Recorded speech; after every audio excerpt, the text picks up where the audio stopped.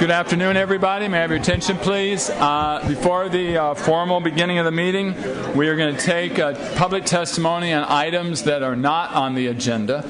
So if there's an item on the agenda, you'll be called, and you've asked to speak, you'll be called at that time. But this is for people who have asked to speak about items that are not on the agenda. When I call your name, please come forward. You have a maximum of 3 minutes to speak. Watch the green light. When the green light changes to yellow, please wrap up your comments so that we can finish in time and don't have to be cut off, okay? So I'd like to call forward the following people to speak on non-agenda public testimony. Ilka Weston, Lisa Berlanga, Lourdes Pimentel, Delfina Guzman, and Stephen Greenwald. And you can speak in any order that I called you. Just please come forward and stand over here, and that way we can kind of proceed with each one.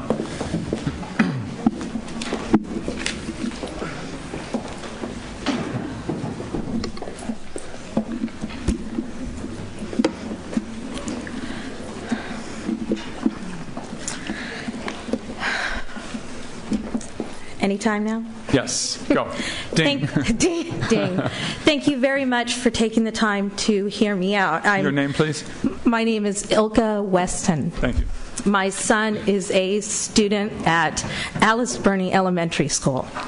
I am sure many on the board, as well as the superintendent, have seen my name. I have been trying to fight for some attention from the district for a while now. Alice Burney is a phenomenal school, but school really needs the support of Unified. I'm absolutely besides myself that I didn't hear from the area supervisor, Gil Gutierrez, at all. My initial email shouldn't have gotten to the point it got to get the attention and get my son changed into a different class, which was more appropriate for him. There were medical letters from Kaiser. There were therapists that met with my son. He went through a lot of difficulty, and there was background to support it. At some point, somebody should have picked up the phone and said, "This mother has something to say. The school is amazing." It doesn't mean every teacher is a perfect fit for a child. Kindergarten is a year that is going to set the basis for the rest of their lives. Studies show that 90% of the capacity of their brain is created in that year. And you cannot tell me that that doesn't include feeling empowered, feeling inspired, feeling supported. I don't believe my son had to go through an issue where eventually there had to be a change because of such a loud cry for help, but I have seen positive change as a result of that. I know I can't take all the time. I see positive in every part of that school, but it doesn't mean it's all fixed. I think there should be far more encouragement on parents getting involved. They need to be on that playground helping. When students are arriving, cars should not be double parked outside. Parents would happily, volunteer at that time too. I went from a classroom that had zero communication, where I didn't even know some of the programs my son was involved in, to a classroom where every Monday there is a weekly email that the room parent writes to all the parents. I feel a part of his education. I feel I can contribute. I see a little boy growing, still struggling, still 5, still tenacious and precocious, but happy. He's happy again. And that means the world to me, that he's getting up in the morning wanting to go to school. And that's not what I had going on. I see a principal at that school that also desperately needs more support. She cares so much about her school. Finish your sentence. And her teachers, that sometimes she's really emotionally involved in them. And that tells me she deserves more help. I would like to make one more sentence. I really want to recognize Alba Suarez, the parent liaison, for actually making effort with me, and Patricia Spalding, the secretary at the school, who knew how to communicate with parents on both a personable level and an educator's level. Thank you for listening to me today. Thank you. It's a final sentence if you just connect it with "and." Yeah, I know. I was a little nervous. Okay, next.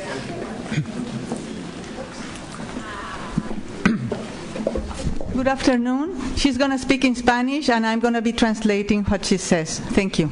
Name, please. Buenas tardes, mi nombre es Lourdes Pimentel. Estimados miembros de la mesa directiva y superintendente, en enero el gobernador Brown publicó su propuesta de presupuesto para el Estado para ejercicio fiscal 2013-2014. Parte de su plan es cambiar completamente el actual sistema financiero escolar del Estado. El gobierno promete dinero adicional para los distritos escolares en base al número de estudiantes con desventajas económicas y estudiantes que están aprendiendo inglés, al establecer una nueva fórmula de asignación de fondos para las escuelas.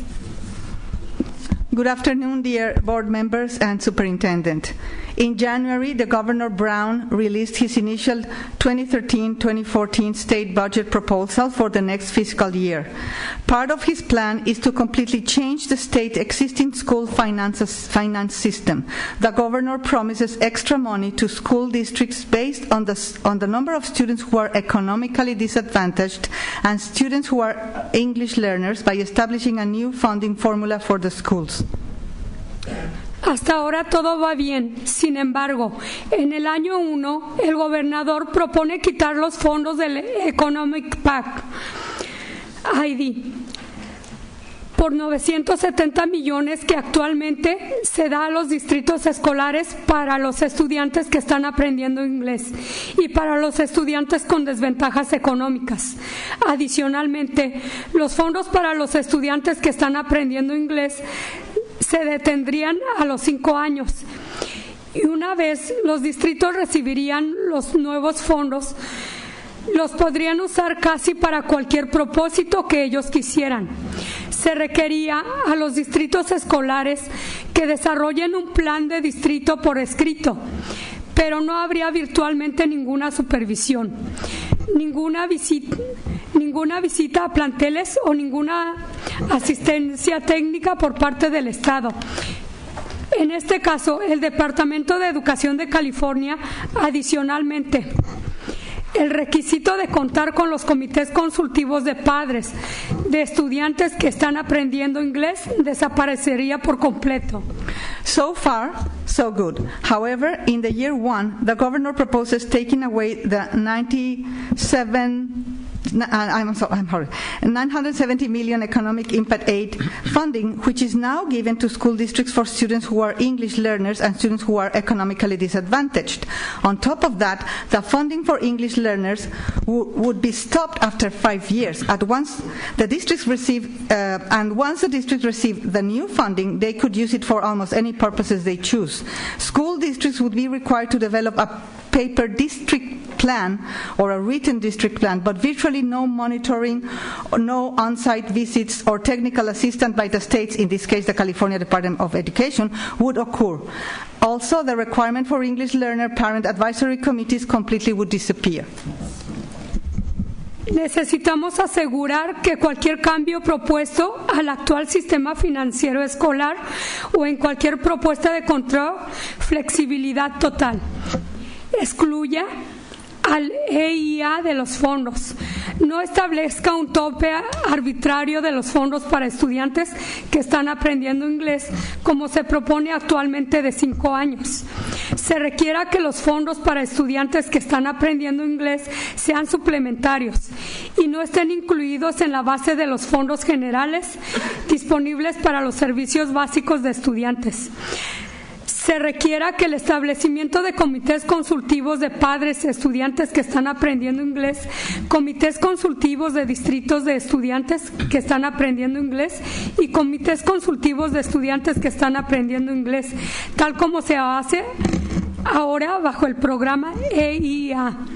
Los comités consultivos de padres de estudiantes que están aprendiendo inglés deben recibir fondos dentro de los fondos del subsidio suplementario. Asegurar que los fondos se dirigirán a estudiantes que generan dinero, como se hace actualmente en el programa EIA.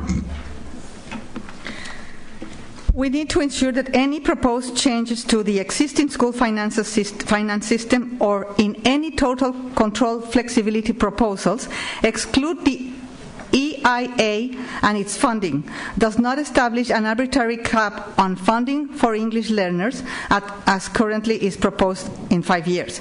Require that funding for English learners shall be supplemental and not included in the general fund-based grant available for those services to the students. Require the establishment for English learner parent advisory committees. English learner parent advisory committees shall be funded with the supplemented grant funding. Ensure that funding will target the students generating the money as it does now under the AIA program. I can also give you this in English. Thank you very much. Thank you. Okay, the next person. Thank you. Buenas tardes, mi nombre es Delfina Guzmán. Good afternoon, my name is Delfina Guzmán. Y esto es una petición acerca de que nos oponemos sobre estos cortes que están dando, ¿no?, en este presupuesto. So this is a petition that we are opposing these cuts that they are proposing. Y también queremos pues que se sigan abriendo las centros de padres en las escuelas, por ejemplo en Joyner, ¿no? Entonces en las. So we also propose that you open more parent centers in the schools like in Joyner. Euclid y también en Mary Fay. Ellos no tienen ningún comité de ILAC, DILAC, ningún comité tienen. Euclid and other schools, they don't have any ILAC committee, any kind of parent committee in those schools. Entonces estas peticiones son para los miembros de la asamblea de Blumenfield. This is a petition for the member of Assembly Blumenfield. Y otra petición para el senador Mark Leno. And we also have here a petition for Senator Chairperson Senate Committee Mark Leno. Que nos oponemos rotundamente a estos cambios. We are opposing completely these changes. Y también las personas que hablan español le pueden pedir a las personas que asistieron a la conferencia de CABE. The people that speak in Spanish can also ask for these petitions that were given in the CABE conference. Gracias. Thank you. Thank you.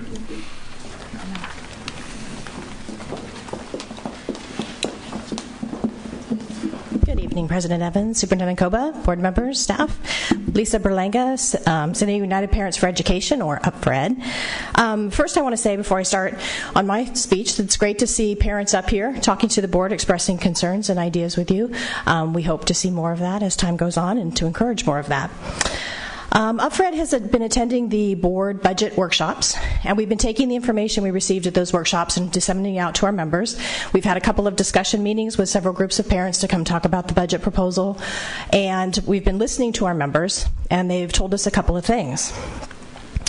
One is when we talk about the budget, they'd like to hear more directly how it impacts students. Obviously, the budget does impact students, but they are concerned that there's not more conversation in the budget talks about students and how it's going to impact students and direct students.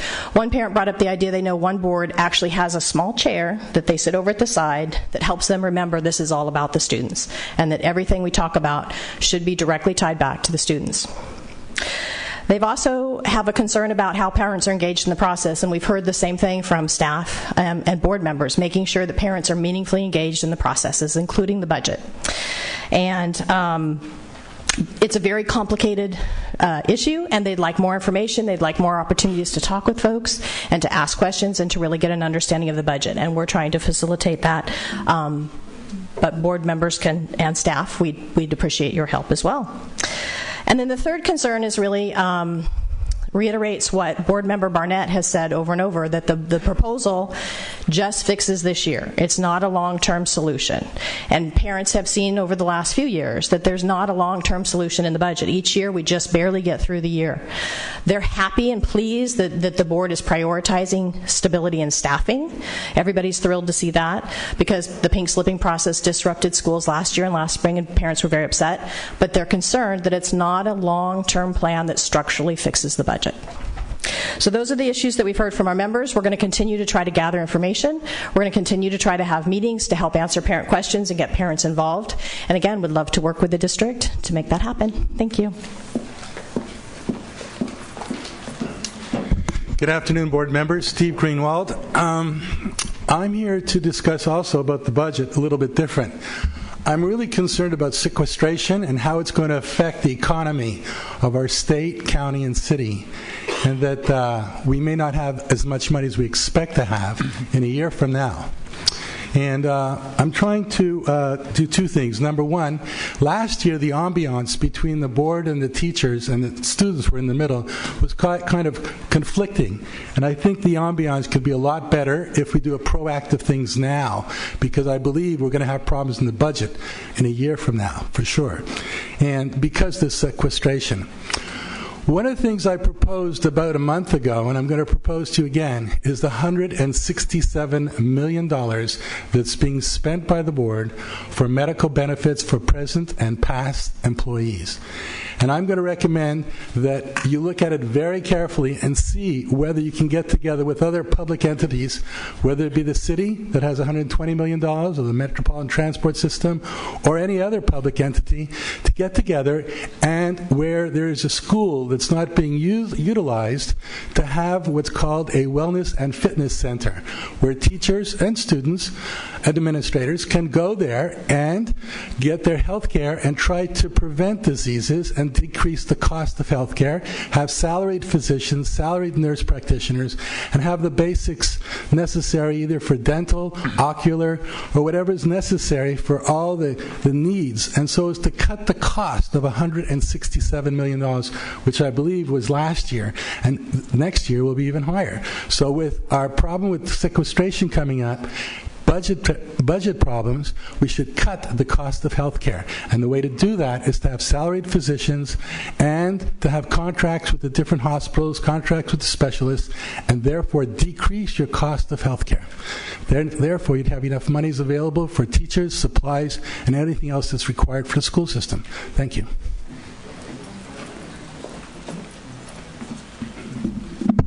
I didn't hear you call my name, but I had signed up. I have you on the list. Okay, so I wanted the trustees to know that I was online looking at some things, and I came across an online petition from the Breakfast Club. And they are starting another petition, and I'm sure Camille Zombro will come with her big thing and present it to you guys. But they're still stuck on the fact that their salaries were not correctly stated or whatever that is, and I find that a really small issue, but since we're demanding apologies, I would like to demand an apology from San Diego Unified teachers. I would like an apology from teachers that have belittled children, cursed them, hit them, and continued to abuse them in a classroom. And I want an apology from the teachers around them that knew these things were happening and did nothing about it. There are laws that protect everyone that reports these things, that keeps those things confidential.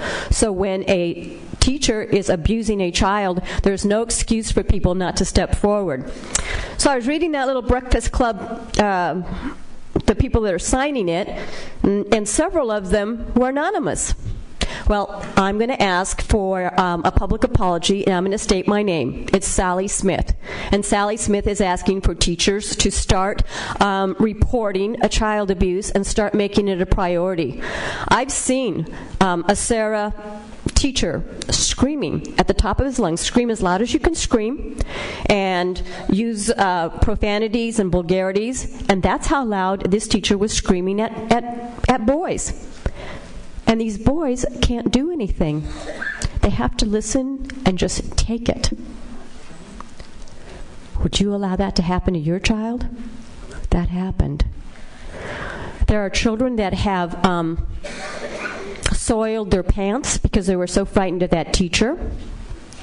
How long do you think that child is going to remember that his teacher scared him so badly he pooped his pants? SCPA.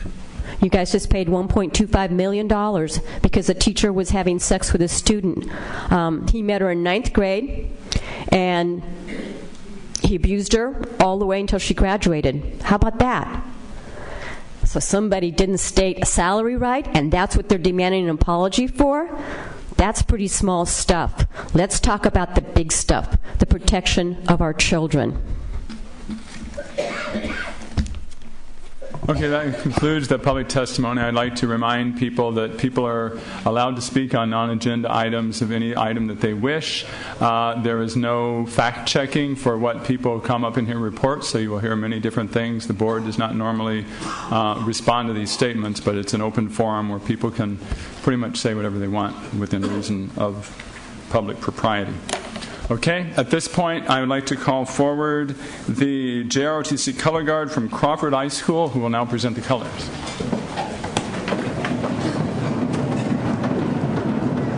Forward, march.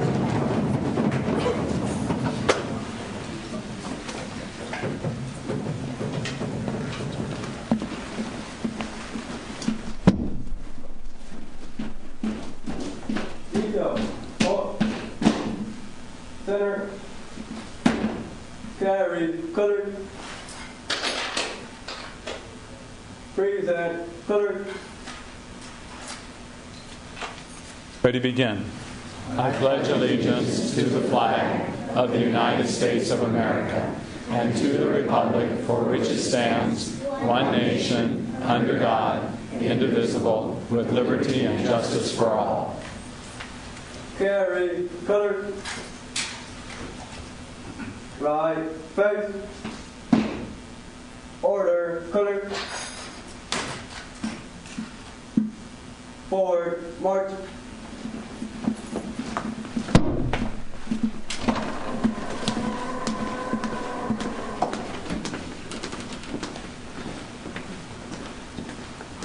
Please be seated.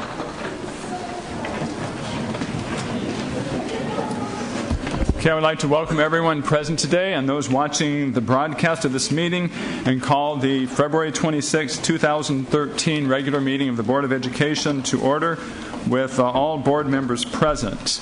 If you wish to address the board and you've not turned in a slip, you may go over to the table here to my right and fill out a form to speak on an agenda item. Turn it in here to Ms. Ward at my right. And if you'd like to speak on an item that's not on the agenda, we will also have non-agenda public testimony at the end of the meeting. Okay, to begin the meeting, we usually start with the ASB student representatives. I see that we don't have Mr. Daniel Hamilton here tonight, who is the ASB Council of Presidents, but we do have here I have to make sure I have a couple of names on here, so you're going to have to introduce yourself, please. Hi, I'm Colleen. I'm the ASB Council Historian. I'm from Mary Mesa High School. Go ahead. And what I would like you to do is just, if you can tell us a little bit about what's going on at your school, both academically and socially, any other information you'd like to share with us. Currently, we're commemorating the students' academic achievements for passing La Jolla High School and exceeding 850 on the API. We're now second behind Scripps, which we're also planning to surpass next year. We're going to have a big rally. It's called the Blue and Gold Rally. We're inviting also local feeder schools. We also believe that their hard work also added to our progress and achievements that we've done. And I'd personally like to invite the president of the board, John Lee Evans, the superintendent Koba, and the deputy superintendent Nellie Myers, and also anyone else on the board who'd like to come. And we'd be really honored if a few, or if not all, could come. Okay. Thank you. Okay, thank you very much for that information. It will all be fact-checked by various reporters. I previously got in trouble when I said that Mira Mesa High School is one of the highest achieving schools in the district, and it turned out to be true. And so we have some more specific information out of all the comprehensive high schools now at number 2 in terms of the test scores. Okay. And what high school's number 1? I didn't hear. Scripps Ranch. Okay. We'll have a little contest here on arm wrestling here on the dais. Okay. Comprehensive. There's a definition there. Okay, one of the points of our presentations is to make sure that we are focused on students, as one of the speakers pointed out. And to do that, we start off with a student presentation. And today we have a presentation from the Morris High School Cluster, which is the San Diego School of Creative and Performing Arts.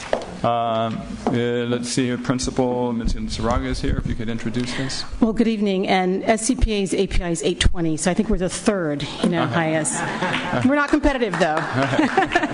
So greetings to Superintendent and to the Deputy Superintendents and the board members. And I want to, first of all, thank you for this opportunity to speak in front of the board and also to broadcasting out to the community. And a special thanks to Ms. Foster for the invitation. But I also want to thank all the board members publicly because you get criticized a lot, and I have a lot of respect for the work that you do for volunteering countless hours on behalf of our students. So I want to thank you for all of your work. The other night, our First Lady, Michelle Obama, presented the Academy Award for the Best Picture, and she said that every day through the engagement in the arts, our children learn to dream just a little bigger and to strive every day to reach those dreams. At SCPA, we do that.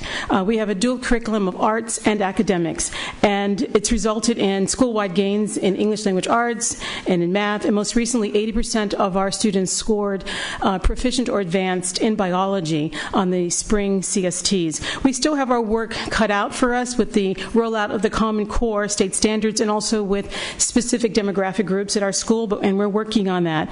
And as I mentioned, our API continues to rise. It's currently at 820. But the arts and the arts instruction at SCPA is really grounded in the underpinnings of Common Core, a rigorous curriculum geared towards results, consistency, collaboration, and innovation. And we're preparing our students to be what we hear all the time, critical thinkers, problem solvers, and innovators. We do have a high graduation rate, and we have a large parent involvement, high attendance, and we also are seeing an increase in the number of college acceptances with scholarships into universities and conservatories. So we're putting this college and this career connection together. What I'd like you to know, too, is that we have a lot of community partners. So you're going to hear from two of our students who will perform an excerpt from a play called No Child, which is being performed at our school. And No Child was based on 6 weeks that a teacher in the Bronx spent at the Malcolm X Public High School in the Bronx, and these students were discarded. But she brought life into them. No Child is being performed at our school this Thursday at 2:30, as well as Friday at 7 and Saturday at 7. But we're going to begin by me drawing your attention to a 1-minute video, and this video highlights our partnership with the San Diego Repertory Theater and the exchange program that we have where 50 of our students or more every summer work with our kids. This summer we're going to do a joint production of In the Heights, which won 4 Tony Awards. Then there will be a 30-second video, and this showcases 3 of our students. NBC came to our school and featured these students. It's been airing on NBC throughout the month of February. Then you're going to hear from our 2 students who will be introduced by Richard Trujillo. So we can run the exchange experience, and thank you very much for this opportunity.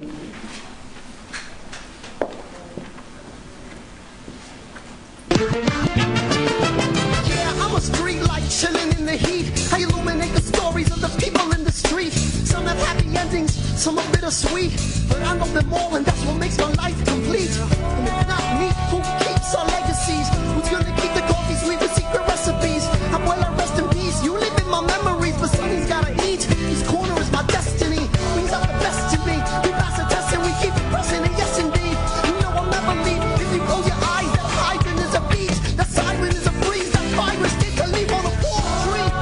Abuela, I'm sorry, but I ain't going back because I'm telling your story. And I can say goodbye to you smiling. I found my island. I've been holding this whole time. I'm home.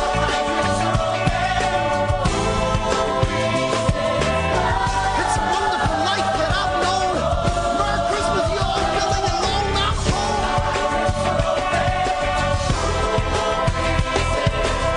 Abuela, that ain't the stoop, that's your throne. Long after your birds have all flown, I'm home. With the coffee's not stopping, I drop this hip hop in my mom and pop shop. I'm home. Where people come, people go. Let me show all these people what I know. There's no place like home. And let me set the record straight. I'm stepping to Vanessa. I'm getting a second date. I'm home. Where it's 100 in the shade, but with patience and faith we remain unafraid. I'm home. You hear that music in the air? Take the train to the top of the world and out there. I'm home.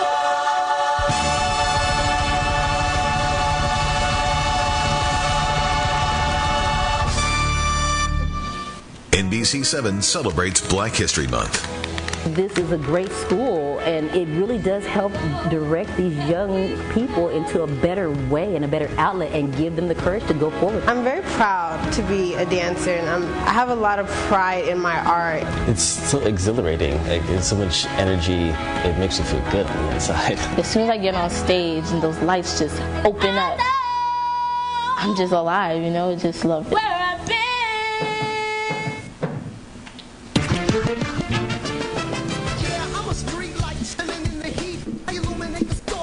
Good evening, Board. My name is Richard Trujillo. I'm the Artistic Director at the San Diego School of Creative and Performing Arts. I want to thank you all for having us here. As our principal just said, you got a chance to see a little bit of what we're doing out in the community. Let me tell you that the orchestras for each of these performances as well is completely made up of our students at SCPA. We're incredibly proud of the work that we've been doing there, and I would advise you to get your tickets soon for In the Heights because it will sell out this summer. It is now part of the opening of the season each year with the San Diego Repertory Theater Company. So our kids are very, very lucky. I just want to say as well, in addition to my boss, thank you all for what you do every single day. We all know as administrators and supervisors and managers that we're in a tough position day in and day out, and your leadership certainly is the beacon for the rest of us to follow, so I appreciate that. Thank you. I want to introduce two amazing students to the stage right now. They are both juniors in our program. They are both drama majors in the acting program, and the first student on her way up is Cassidy Curtis Lugo. Cassidy Curtis will be playing the role of Nilajasun, and also Malachi Foster. And Malachi Foster will be playing the role of Jerome. They're going to do an excerpt from this from the production that we've got up of No Child. And right now, the scene that you're about to see is a point at which Miss Sun has given up. She has given up all hope. She's got no control of the class. The teachers, the students have had several teachers come through the classroom. There's no management going on. There seems to be no direction, no support from the administration on this school campus, and she's had it.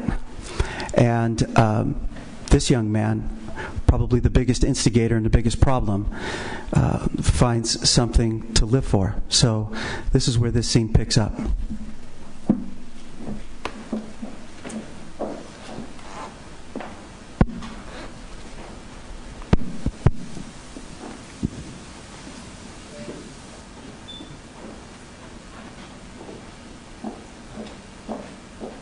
Like a bridge over troubled Miss Sun, you singing?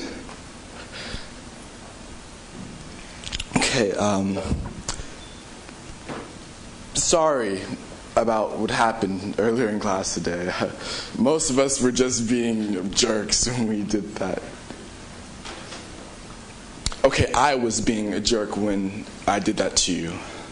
And you're the leader. You know that, Jerome? Yeah. Us teachers, we have feelings, okay? Yeah, my mom tells me that all the time. Listen to her. She's right. The show is off. I'll be here again next year, and maybe we can start on a more tangible play. Maybe even A Raisin in the Sun. And now, if you excuse me, I have to prepare for an audition. Miss Sun, the theater is an Go on. But I can't. No, go on.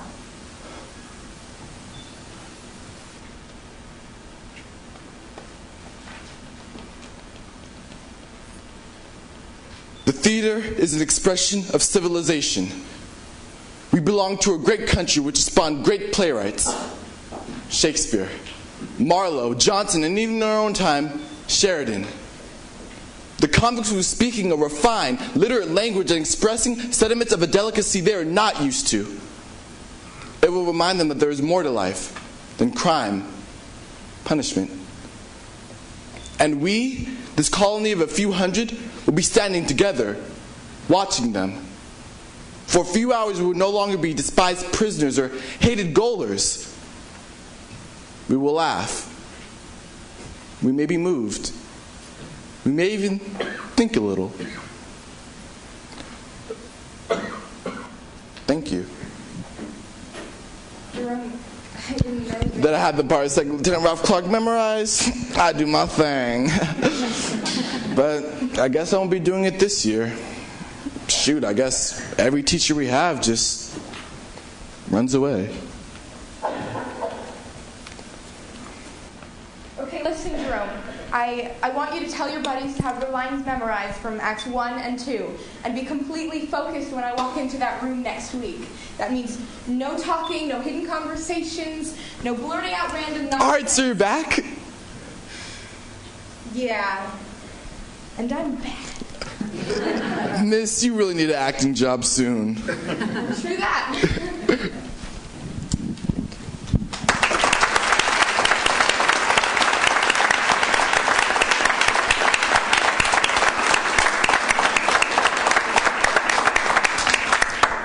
Hello, my name's Malachi Foster. Of course, I go to SCPA. And SCPA is really helping and preparing me to be a theater major in my college years. And I hope to go to a conservatory in my college years and go on and be a professional actor from there. Thank you.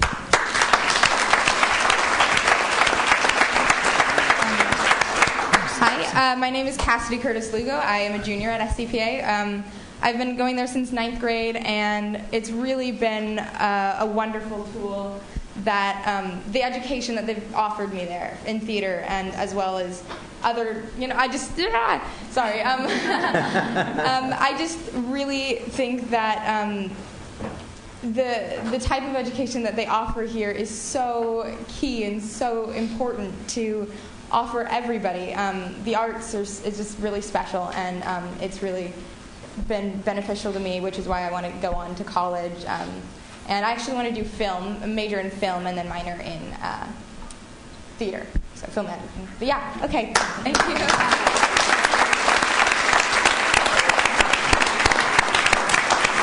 On behalf of SCPA, thank you all. Thank you very much.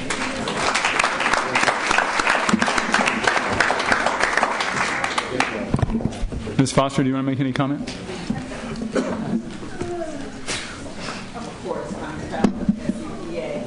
Of course, I'm proud of SCPA and the leadership and the faculty and staff team. I've been working with them as a parent for several years.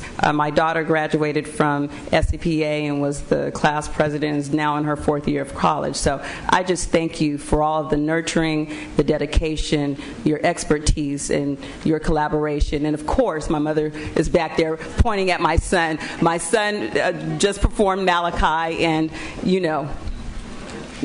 Did you put that in the script where the teacher said, "Listen to your mother"? I wrote that. No. But thank you. That's great. Thank you very much. And if you noticed on the Academy Awards on Sunday night, it also mentioned Inocente, a short movie you should see, which is about a homeless teen in San Diego and her story of being saved by the arts and the arts community here. So that's a real testament to all the work that's being done also here in this district in terms of arts education and performances. So thank you very much. Yes? And Mom, thank you for getting Malachi here as well. My mother, Sandra Foster King, has been a teacher at SCPA over 30-something years. So,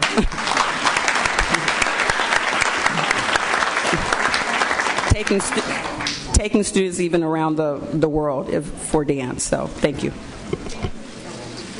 Okay, we're talking about a quality school SCPA, and we're going to move on now to our next item, which is a quality school. We're looking at we have 12 indicators for quality schools for our indicators of success, quality school in every neighborhood, and we've decided to honor a principal in a school who is putting into place one of these best practices. So at this point, I'd ask Dr. Meyer or Mr. Koba to please introduce. Yes, as part of our strategic plan, we have focused on 12 indicators of a quality school. And the first one that comes to mind is leadership. And the other that we will highlight tonight will be the safe and supportive environment in a well-maintained facility. And to that end tonight, we bring before you Cherokee Point, the leader Godwin Higa, and his team of leaders, and he will speak to us regarding the Restorative Justice Program. Godwin, if you could please come forward.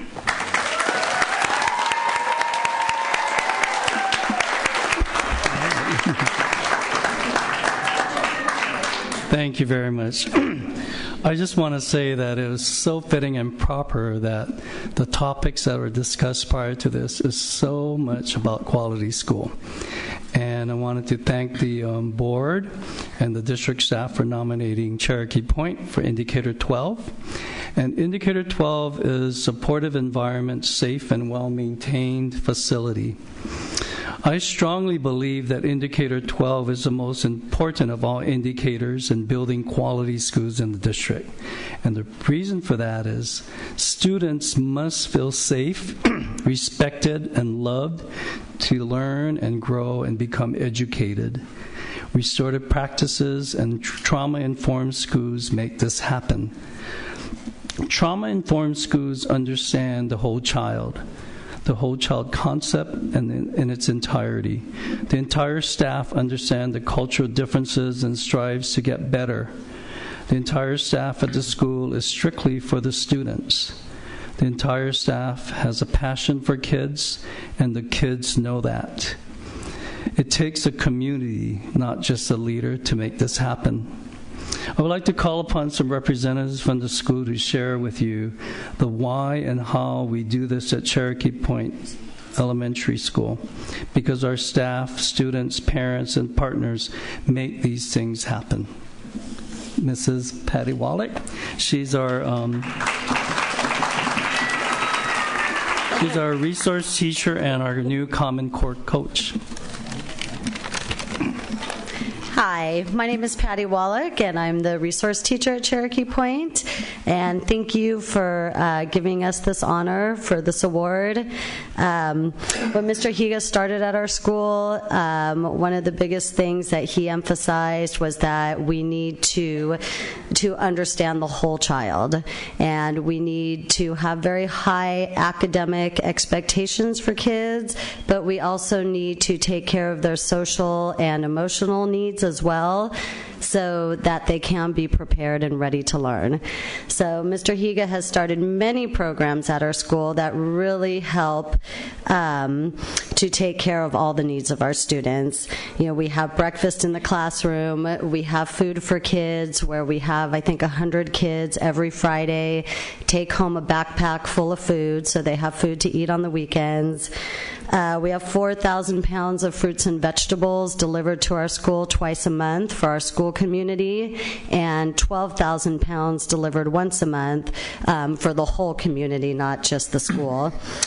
We have our food pantry at the school, so when parents are, come on hard times, they know that there's always a place for them to get food or soap or shampoo or the things they need.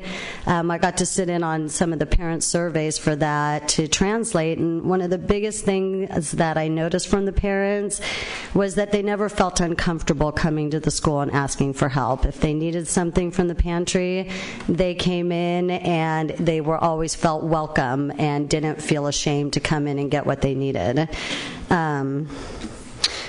We also, for the social needs, we work with the CARE program and the Douglas Young program that works with the students that we refer and also with the families in the home. We have health clinics in the neighborhood. We just had the flu shots at our school. We've had the iMobile. We have dental referrals, so all their different needs can be taken care of. You will see Mr. Higa, I think, at least once a month at the school at all hours of the night during our curfew sweep with the Mid-City Police Station. And the kids that are picked up, instead of being taken to jail, they get to come to a class that teaches them how to make better choices. We have Academic Saturday School, Spring Academy, several programs also to meet their academic needs. So, Mr. Higa's approach that really has come forth through the whole school is that we take a positive approach to discipline rather than a punitive one.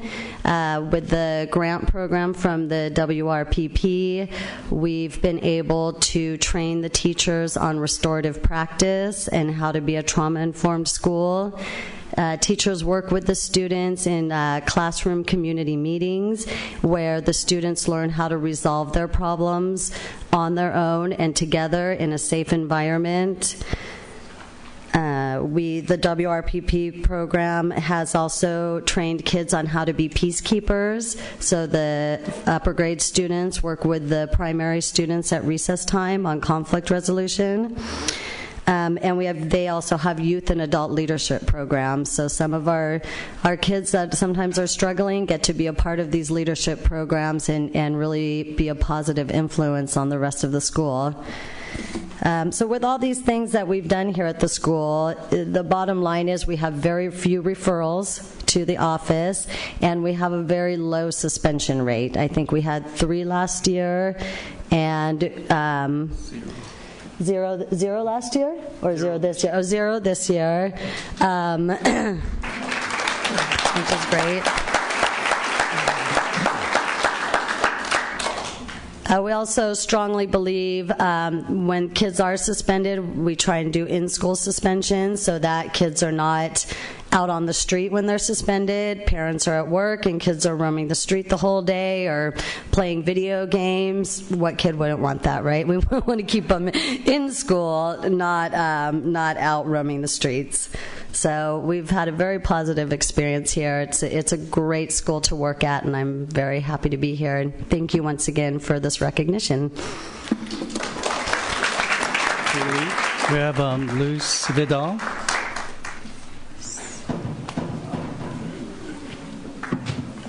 Luz Vidal is our PTA president for this year. And Ms. Waller will translate. Okay. Mi nombre es Luz Helena Vidal. Buenas tardes. Es un gusto para mí estar aquí y decirles un poco de lo que es Cherokee Point. A todas las personas les gusta la escuela Cherokee Point. ¿Y saben por qué? So good afternoon, and thank you for having us here. She'd like to talk about what she likes about the school. Everybody likes the school, the Cherokee Point, and the teachers, and the students, and this is why. Porque es una de las escuelas donde todos se conocen y se ayudan. Because it's a school where everybody knows each other and everybody helps each other. Es una escuela donde toda la comunidad participa. It's a school where the whole community participates. Además, en nuestra escuela está muy bonita por fuera y por dentro. Also, our school is beautiful on the inside and the outside. Es una escuela muy segura y es una de las cosas que a mí me importa mucho. It's a very safe, it's a very safe school, and for me, this is something that's very important. El director y los maestros trabajan unidos y muy fuerte para que los niños reciban la mejor educación y se tomen el tiempo para ayudarlos si se presenta algún conflicto y que todo se arregle y esté bien. The principal and the teachers work together and work hard so that the students receive the best education possible, and they take their time to help them and to work with them to resolve any problems, to do the best that's for the kids. Es por todo esto que digo que Cherokee Point es la mejor escuela y nos gusta estar en Cherokee Point. Muchas gracias. So it's for this that I tell you that Cherokee Point is the best school, and we love being at this school. Thank you.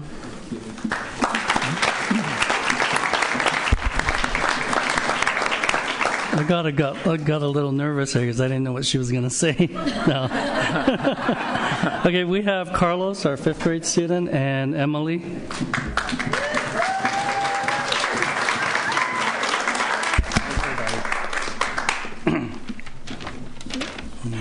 Good afternoon, everybody. Hello, my name is Carlos Ramirez. I am a 5th grade student in Cherokee Point Elementary School, and I am captain of Student Patrol. I like coming here because I feel safe, and I don't have to worry of being bullied by other students, and teachers treat me with respect. The Student Patrol greets people before and after school. We make sure no one is running and keep an eye on the bike rack area and the park to tell someone if there is a problem. My job as captain of Student Patrol is to keep the patrol team on task and not goof around, because when you wear that red vest, you are representing the school. I feel proud to be a part of this because I am keeping the school safe. I feel really good coming to Cherokee Point because I don't have to worry of getting in trouble or being bullied by other students. Thank you.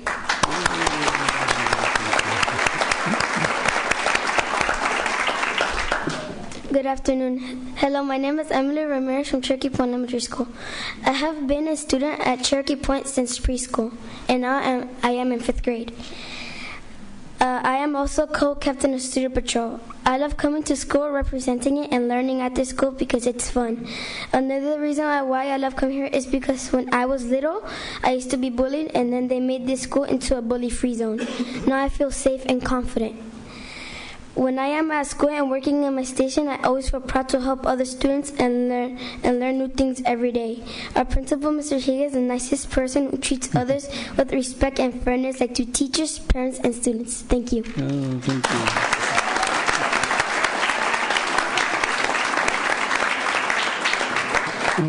I said earlier that it takes the community to make this happen. So we have a great partnership with the San Diego State University, and we have Dr. Dean Hovda.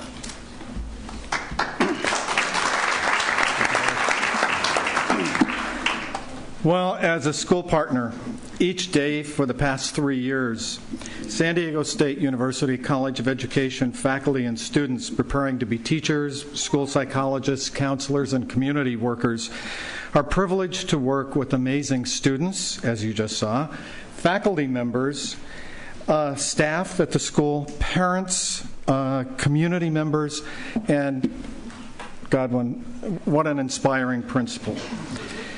So we get to work at Cherokee Point Elementary School, and we work together as a team to prepare students from San Diego State to recreate excellence in practice and how to create safe, secure, and supportive learning environments. We are pleased, we are proud, and honestly, we are blessed to be a partner in this very special learning community called Cherokee Point.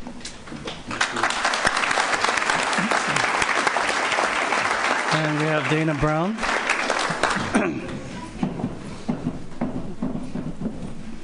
Good afternoon, esteemed Superintendent Koba, Deputy Superintendent Meyer, and Honorable Board. It is such an honor to serve with Principal Higa, being blessed to work in City Heights for 15 years now and work with many incredible schools.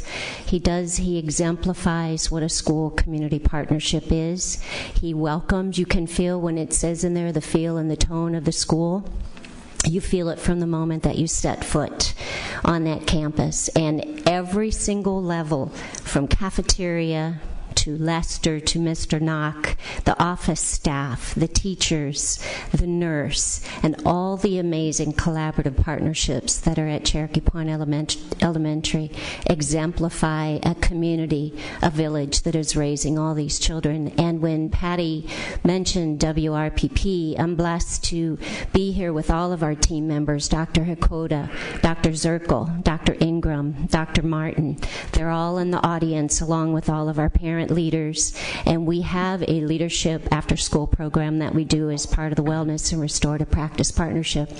We are all of us together, and it is such a hub of people that are at that school every single day, creating civically engaged youth leaders. We are forming a democratic society at that school, and with Principal Higa's leadership and your esteemed leadership for the selfless, the devotion that all of you do, and the hard work that you do on behalf of all of the children in the Unified School District, our sons, our daughters, your students. Thank you very much to all of you, and thank you so much for recognizing Principal Higa and Cherokee Point Elementary. Thank you.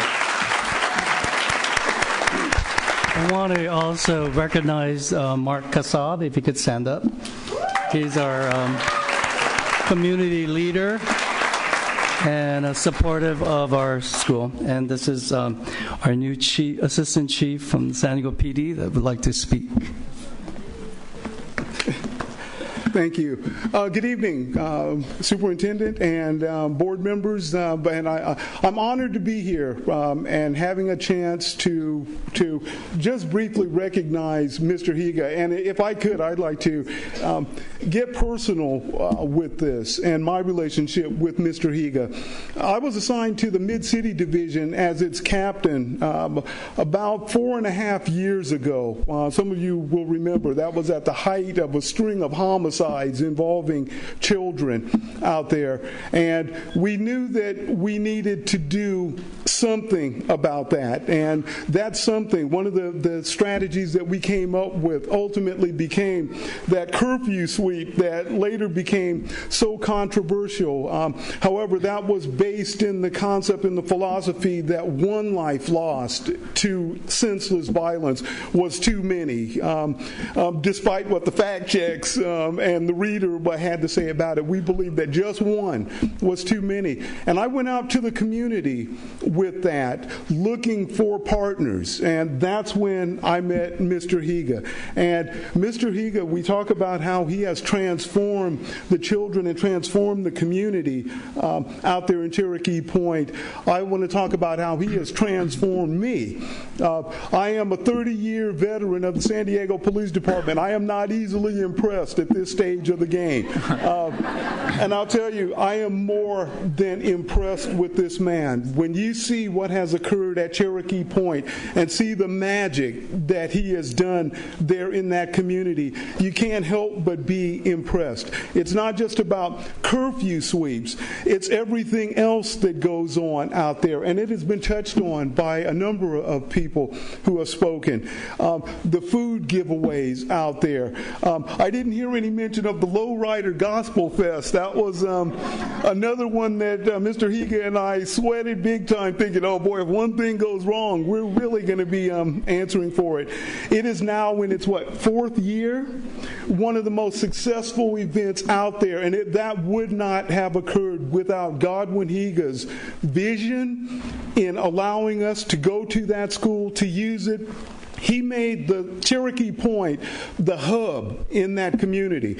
And I knew at the time, as much as I might have wanted it to be my police station over there, that wasn't it. It needed to be something else. And I needed someone with the courage to take that on.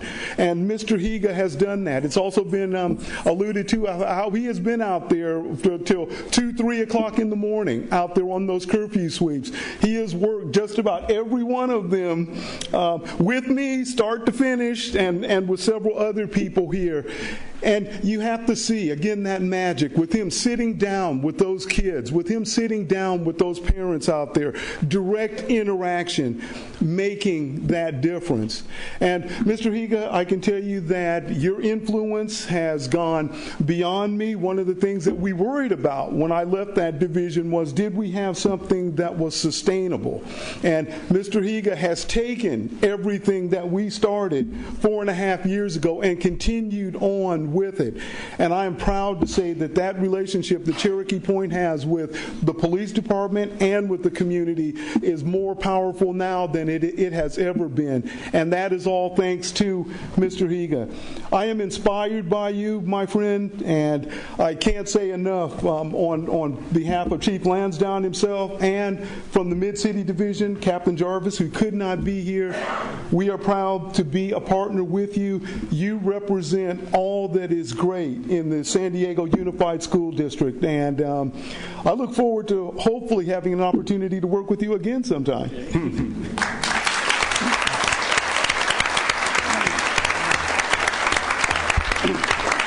Well, thank you very much again, and I really appreciate this recognition. I want the Cherokee Point people, our family, to stand up.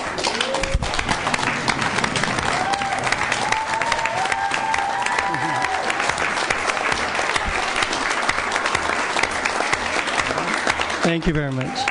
Thank you very much. It's very impressive. We talked about is quality indicator number 12, which is a safe and supportive environment. We're going to hear from one public speaker in just a minute about this. And as we said, there are 12 indicators. The first one that Dr. Meyer mentioned is leadership, which we see excellent leadership, obviously, at Cherokee Point. I'm going to do a little pop quiz now for the board. I named two of the 12 indicators, so I'll go around the table and we'll each name the other 10. No, we'll study for the next test. Okay. So we have one public speaker on this item, Tad Parson.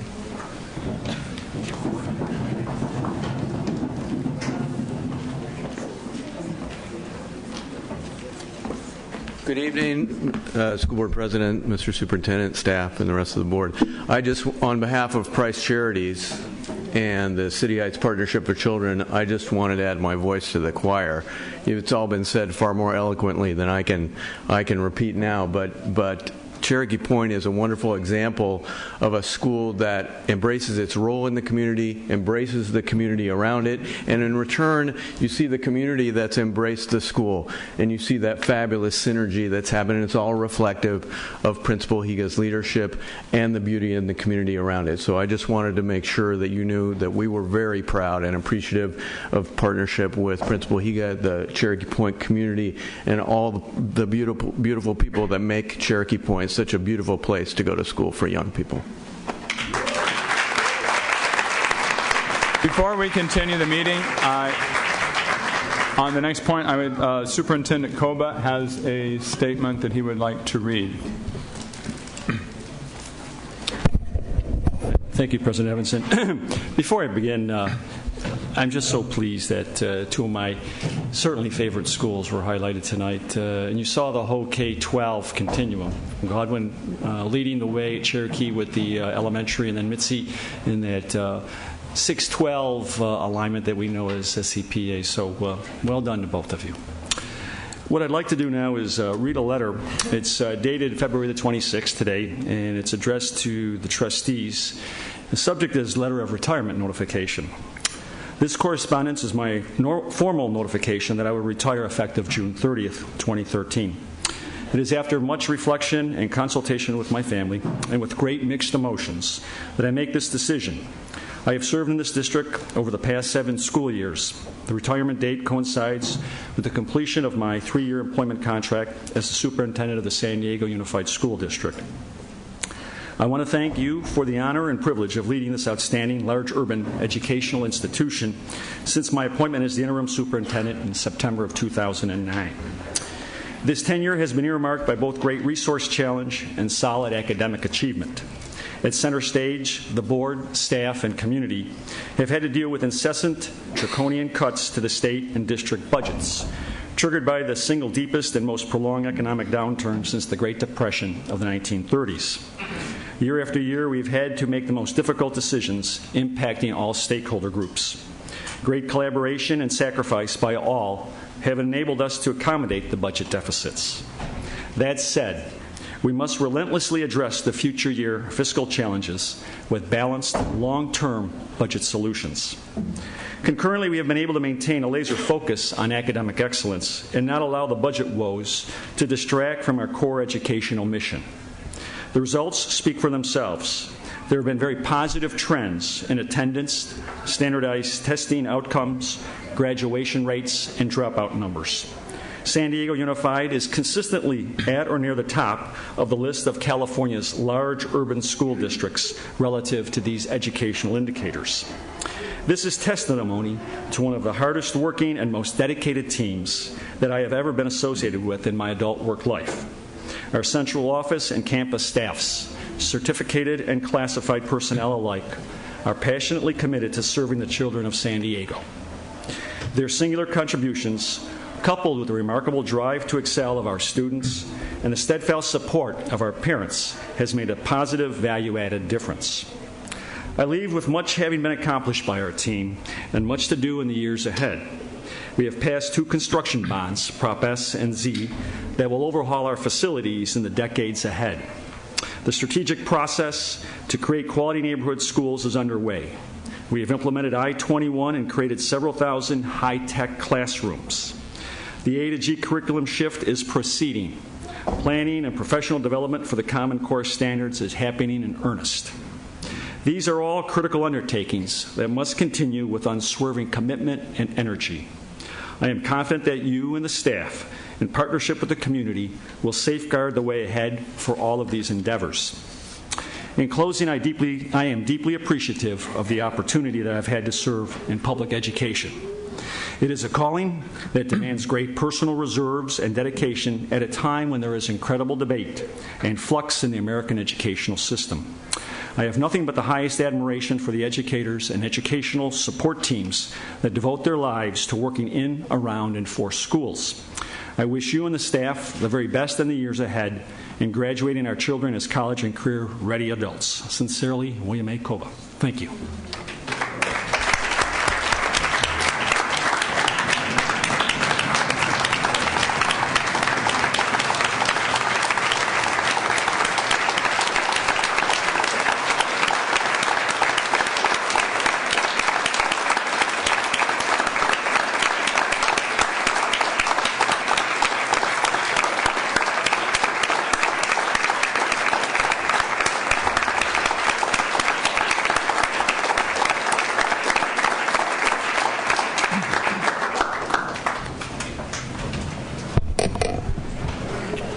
I too would like to read a statement.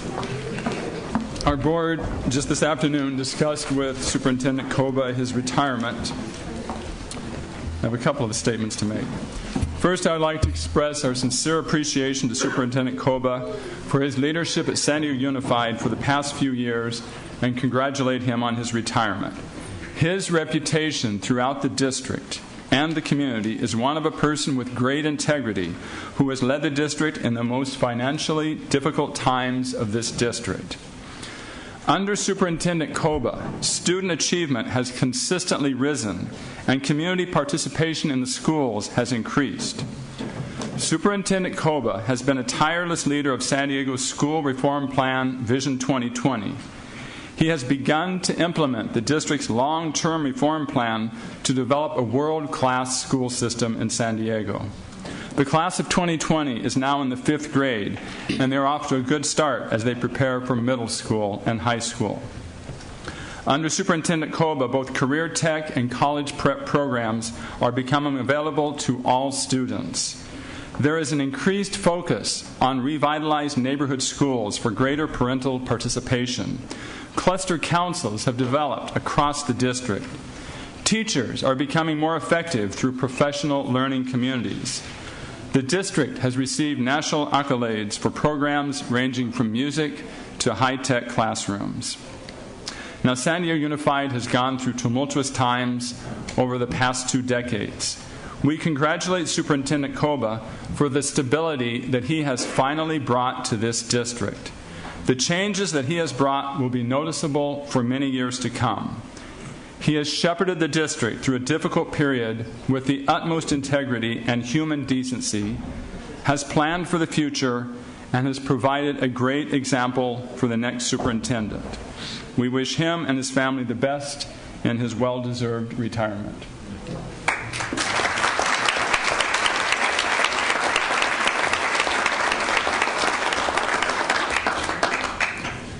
I'd just like to make another brief statement on the selection of the new superintendent. Prior to the selection of Superintendent Koba, we decided that we wanted a stable San Diego team. Previously, a new superintendent would come from out of town and bring along several staff members who would then leave with the superintendent when he resigned. Mr. Koba already had some years of experience in senior management at San Diego Unified before he was appointed superintendent. We wanted to hire a superintendent who was prepared to implement the board's community-based school reform plan, Vision 2020. Mr. Koba's contract concludes June 30th, 2013. He has opted to retire upon full completion of his contract, and he has given us ample time to prepare for his successor. The board will be taking steps soon to select a replacement for Superintendent Koba. We do not have any details to report today, but we do expect to select a new superintendent by the end of Mr. Koba's contract or sooner. His contract ends June 30th. The main criteria for the new superintendent will be his or her ability to carry out the community-based school reform model, Vision 2020, of the San Diego Unified School District. Thank you. Okay. We will now continue. Mr. Koba continues to be the superintendent, so he will now make the superintendent report, administrative assignments, and an information report. Thank you, President Evans. I have two personal assignments with the board's approval. There's appointment to Area 3 Superintendent Dr. Julie Martell, and one more appointment, and that is Michelle Nichols to Manager of the Magnet and Innovation Office. Some of the things I wanted to highlight since our last business board meeting, a number of school visits in the last couple of weeks to Field Elementary School. I want to call out Field. It's a small elementary, and because the staffs are not significant or sizable enough for professional learning community collaboration, I like what they're doing to coordinate with Hawthorne Elementary, a nearby school where grade teachers of the same set of children age spans can identify ideas and work together. I also visited Bay Park, which many may not be aware is where we support our blind and visually impaired students. Really a poignant story to watch these young folks with their disabilities have great efforts in classrooms, and in many, many instances mainstream in classrooms. And then finally I was at La Jolla High School. Just a range of walking experiences included everything from independent reading forums to American Sign Language student demonstrations, and how those kids can move with their hands and fingers and communicate is just remarkable to me. February is a month of celebrations as well, so I had the good fortune to attend the PTA Founders Day breakfast on February the 13th, and San Diego Unified had 4 tables of parent and staff community members there to recognize the well-being of the PTA and to recognize volunteers and their contributions.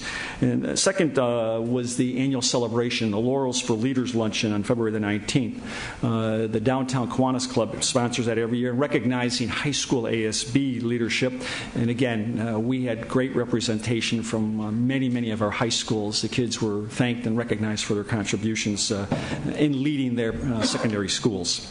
I also had the opportunity to speak with the ASB Congress in this month of February. I talked to them about campus security, budgets, and their oversights, their engagement in the ASB programs. And what was good about this exchange is I brought subject matter experts so they didn't have to hear from the area superintendent to any depth. So we had Chief Littlejohn and District Police talk about campus safety and asking the kids for their perspective on how we could do a better job of handling a safe, protective environment. I also had the Chief Financial Officer's team and the Internal Auditor team there to talk about finances and ASB. A couple other things I wanted to highlight. The board was briefed on the Common Core and the LEA plan, and ironically the very next day I was able to go to see one of the West Ed collaborated training sessions, and Larry Ainsworth, a highly regarded, respected educator who is leading our way with the rigorous curriculum design in Common Core, was there speaking. The last couple of things, I happened to be at the Kearney Cluster. Trustee Barnett and I were there to witness the proceedings and listen to the conversation. I thought that was very good. And then just today, Trustee Barrera and I and Mayor Filner celebrated for San Diego High School of International Studies, our IB program, the recognition and the receipt of a federal blue ribbon flag to identify IS, International Studies, is one of only 23 schools in the state of California and one of only about 300 nationwide to receive this recognition. It's a combination of steady student achievement as well as great progress in specific areas, disadvantaged, high poverty, English language student bodies. And it was quite the recognition, a great event. That's all I have. Thank you very much. And I've read a formal statement, but again, I just want to really express my appreciation and give the other board members just a minute to speak about his great leadership, about Superintendent's great leadership over the last few years. He really exemplifies what is a servant leader, someone who is really willing to get behind his people and support them and do whatever is necessary. This has been clear in the entire time he's been in the district. When the previous superintendents had any task, there wasn't any task that was too big or too small for him to take on in a very conscientious manner. If you were to come by this education center very early in the morning, which I never do, you would see his light on up in his office, and I know that because I'm getting email when I wake up. I see the list of emails that he's been writing at 5 or 6 in the morning. But a very hard worker, very very responsive to all the staff, to all of the community, very very accessible, and is going to be greatly missed. So I just wanted to say that. If anyone else wanted to make any comments, Mr. Perez. Thanks, President Evans. This is an emotional night, and we'll have plenty of time going forward to reflect on Superintendent Koba's service. The thought that occurs to me, though, right now is I think a critical part of the education of a young person is exposure to role models and exposure to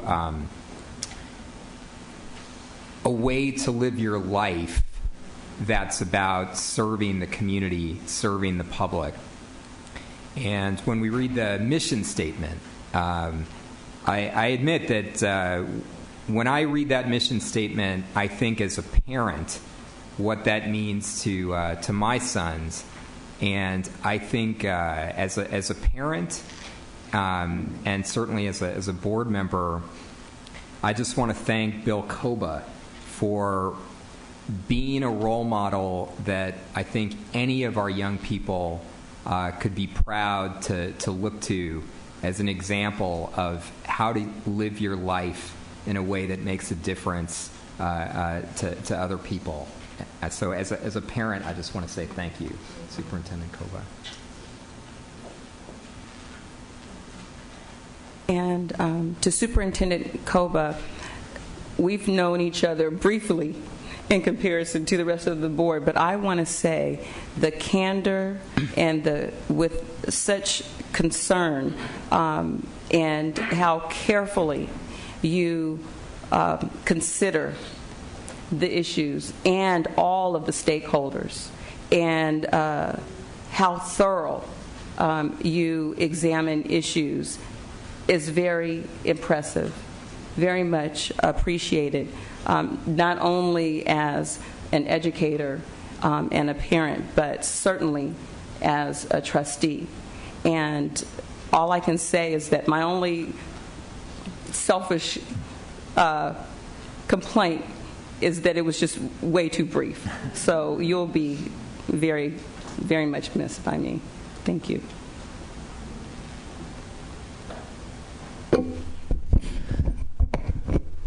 This district has some 14,000 employees, and in my experience going around the district, they are a hardworking, compassionate group of people. But I don't think there is any employee of this district that works harder, has worked harder, and cares more about our kids than Bill Koba, and I appreciate that passion and work. And we'll have plenty of more time to thank you again, but I appreciate that.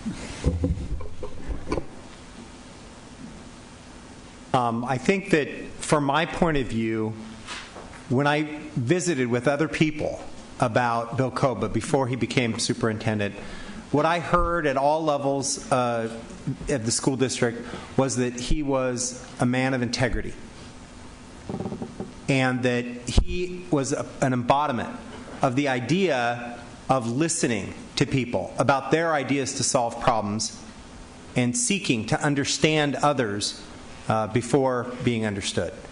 And that kind of servant leadership that President Evans talked about is very clear from my experience and work with Superintendent Koba. I remember visiting schools with him when we went up to Kumeyaay Elementary School together. That was a great experience, and his passion and concern for the kids and trying to find out what he can do to help support the schools, the teachers, the staff, and the administrators so that they can do their job. That I will never forget. And while I don't agree, I understand your desire to retire. And just as Trustee Foster had said, you will be very missed. Thank you for those comments. And again, I think one of the key points that we've all talked about is the integrity, the hard work, and the stability that he's brought to the district. After many, many years of turmoil in this district, we really finally have turned a corner. Okay, at this point, do the board members have any... Mr. Shanky wants to make a comment. Yeah, Mr. President, if I might, we have to report a couple items that were decided in closed session. One item was the annual notice to all certificated administrators concerning their possible transfer, reassignment, or other assignment of duties. The board voted 4-0 with yourself absent to approve that, and the board also voted 3-0 with Dr. Evans and Ms. Foster absent to release a particular certificated administrator. Thank you. And can I, with personal comment? Yes, that's what I was waiting for. That I've only been here a short time, but I will say I've been in this business for 30 years, and I've never met a better superintendent than Bill Koba.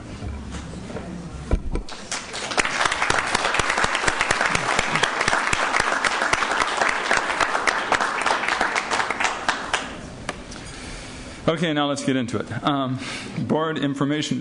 Do any board members have anything they need to point out at this point, Mr. Brewer? Yeah, I'd just like to, I was with Superintendent Koba and Deputy Superintendent Meyer and Mayor Filner earlier today. Great ceremony honoring the San Diego High School of International Studies in the sort of high school honor roll conversation we're having tonight with Mira Mesa and SCPA and Scripps Ranch. We have only one National Blue Ribbon School in San Diego County, and it's, as Superintendent Koba mentioned, one of just a few in the state and really one of a few in this entire nation. So I wanted to ask the San Diego High, led by Principal Carmen Garcia and Robert Dempsey, our student, and Tonya Berman, to just come up and say a few words and certainly be recognized.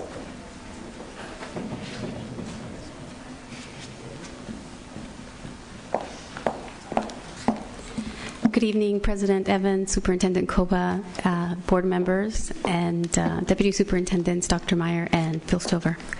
My name is Carmen Garcia. I'm the principal of San Diego High School of International Studies. Earlier today, we had a fantastic celebration that served for us as an official, but also as a very symbolic thank you. A thank you to our fantastic students and to our wonderful staff, because they made this happen. And I want to officially recognize our students, specifically Robert, who served as a student leader in helping to organize this fantastic event. Also, I would like to recognize Ms. Sylvia James, who is a teacher leader on campus, and she also oversees the ISSC, the International Studies Student Coalition, and also Ms. Berman, who oversees the International Studies Ambassadors.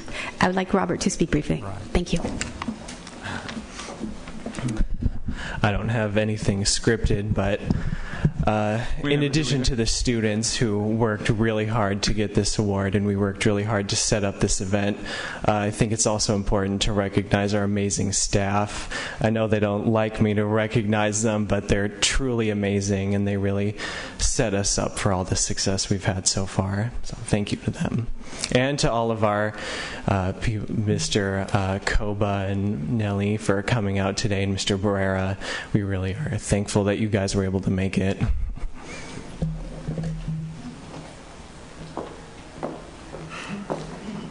Good evening. My name is Sylvia James. I'm a teacher at San Diego International Studies, and all I have to say, it's all about the kids. Good evening. My name is Tonya Berman. I wasn't planning to come tonight. It was a last-minute decision, and really glad I did, because I'm sorry to see you go, Mr. Koba. One of the reasons we're so successful is because we strongly believe in empowering our students to take a leadership role in our school, and we can only do that with the backing of our principal, like Dr. Garcia, and a superintendent who is willing to receive many emails from teachers like myself and respond to them. And one of the comments that was made this evening is that you're willing to listen and listen to different points of view. And as a teacher in this district, I can validate that you do listen and you do support us, and I really appreciate that, and we will miss you. Congratulations. Thank you very much.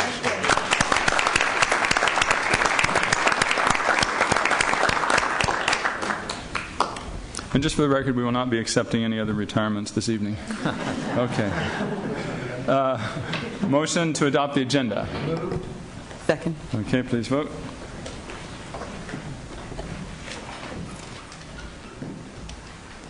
Okay, we move forward with the agenda then. First of all, the consent agenda. Let me see here if we have any public speakers before we talk about polling. We have one public speaker. We'll give you 3 minutes to cover 3 of them, which is E8, E11, E8 and E11. 2 of them, excuse me.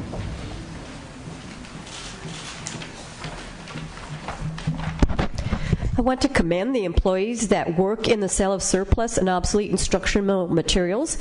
When I was working on the Tiger team, we received a tour and learned a lot about how that part of San Diego Unified operates, and they do a fantastic job. We were told to look for ways to make it more efficient, and I think that the consensus was there wasn't any way to do it. They know how to recycle materials that come in and can go back out and be used by different schools, and they know how to find good prices for things that we have to sell. And in these budget times, that little extra money, it does make a difference. So I just want to commend those employees. They did a great job for the school district. On the issue of money, have we gotten grant writers yet? I remember on September 25th, Mr. Koba said we didn't have any grant writers and we couldn't apply for the $40 million Race to the Top funds. Are we looking at that and getting somebody to work on getting more money into the district? I think that was a really important staff person to have. Thank you. Do any board members wish to pull any items from the consent agenda? Adoption. I didn't get to talk on the other one. I had you down for 2. I just talked about 1. Okay, the other item was you said the money item. Yeah, it's about student groups fundraising for outside nonprofits. That's something that a government entity like an education system, it has to be very careful about. You can't use ASBs to be raising money for outside nonprofits. There's a certain way to do that, and I'm not quite sure that what I'm reading in this paperwork is a correct way to do it. The IRS has very strict guidelines about students raising money, and that it's supposed to benefit the students themselves.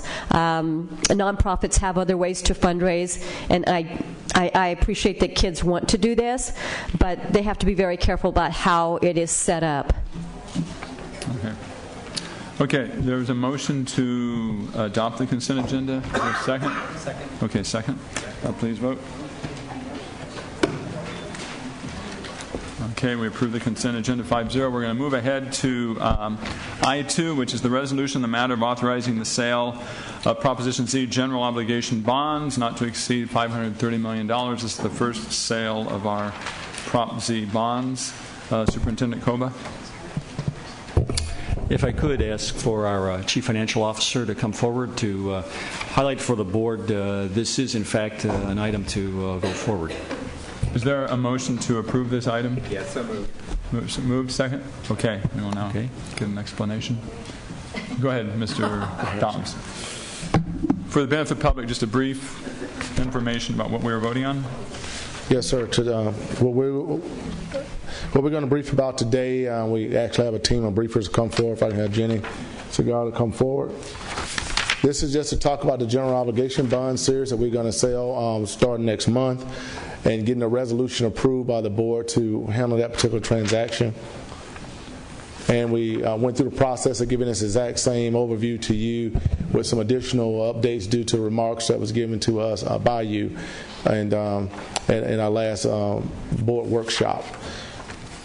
So at this point, I'm going to ready to turn it over to Jenny so she can lead the team through the presentation. If you have any questions, we would prefer to answer the questions if you have any questions. But if not any questions this time, we can give you an entire brief how would the board like to proceed.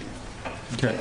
The board has the items. Are there any questions on this? Yeah, I just we had discussed this at the workshop, but I wonder if Stan, you could just elaborate a little bit on the effort to pay off the technology in a short period of time. I know it's been a topic of conversation in this community for some time. Yes, so there was some controversy that existed that we would sell 30-year bonds to pay by iPass and those kind of things.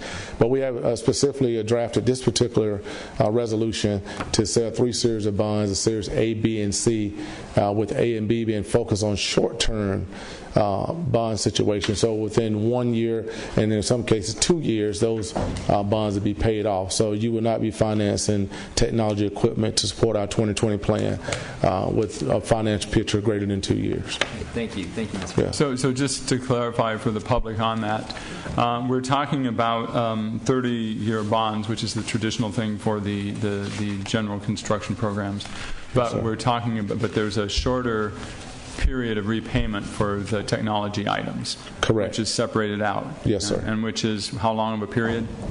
One is 1 year, another is 2 years. Okay, between 1 and 2 years. Yes, sir. Okay, so that's not in the long-term bonds. Yes, sir. Just want to make sure that was clear to everybody. Any other questions or comments? This has been up on the board docs. Yeah, just also for public consumption, does this include any CAB bonds? No, sir. Our board and the board that was seated prior to Mrs. Foster coming on board, they had already passed a resolution last year before it was put on the ballot to have no cabs. Right. So there are no capital appreciation bonds included in any measure related to Measure Z. Okay, so these are just the regular current interest bonds? Yes, sir. Okay. What's the bond market look like right now? Are interest rates at an all-time low, middle of the field? Is now the time to go to the bond market to try to get these bonds? What's that picture look like? Well, sir, I want to give you an expert opinion on that, so I'm going to have a financial advisor come forward and answer that question. Interest rates hit their lowest rates in November of 2012, but today they're just about real close to that. For most maturities, and in this example we'll have 30 different maturities, less than 2% of the time rates have been lower than they are today. So they are at very attractive rates today. So now's the time to go after these bonds? Yes, sir. So in a nutshell, now's the time to go out for the bonds. Thank yes, you. sir. I think it's on page 12, the cost of issuance. We discussed this at the workshop, but can the CFO or the financial advisor explain again for the board and the public what impact the cost of these consultant fees will have on the projects? As I understand it, there will be no diminution of any funds of Prop Z funds to pay these fees, but I think explaining that would be helpful. Yes, sir, and I'll have Adam Bauer, our financial advisor, explain that in detail. The GEO bonds currently structured with a premium structure, so that the full $2.8 billion of the authorization, which we're not selling all of that now, just a smaller portion now, will be available for facilities because the premium structure would pay for the cost of issuance.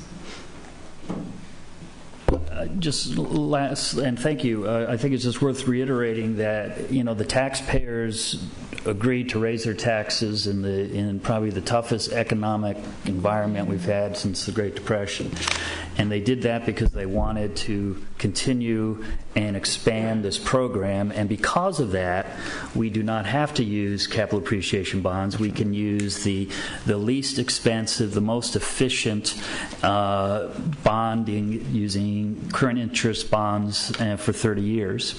In addition, as was mentioned by Mr. Barrera, it's very important to recognize that because of the skill of our staff, that we will be paying off short-term technology in the short term and not over 20, 30 years, which was definitely a concern of mine before and of many people, so I commend the staff for coming up with this solution.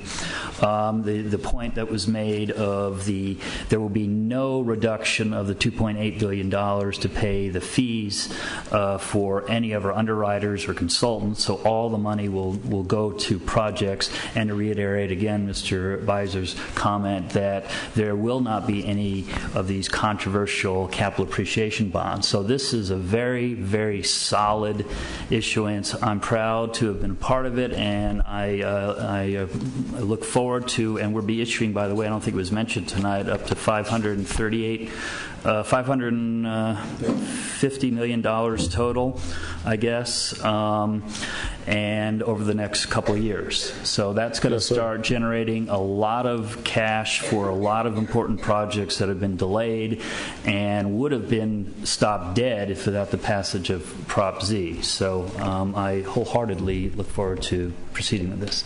Yes, sir, and I appreciate that validation, sir.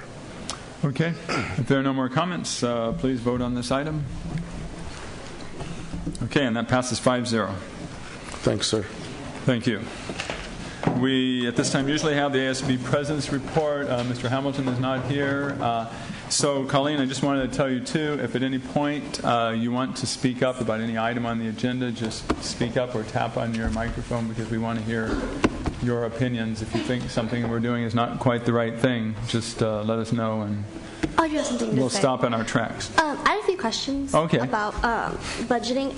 I was talking to a few staff members and teachers and so forth, and I know that this year our budget was like about $140,000, and then the projected amount that we had originally was about $145,000, but then the new proposal is $112,000, and I'm wondering why we're going down when Mira Mesa's in a program improvement this year.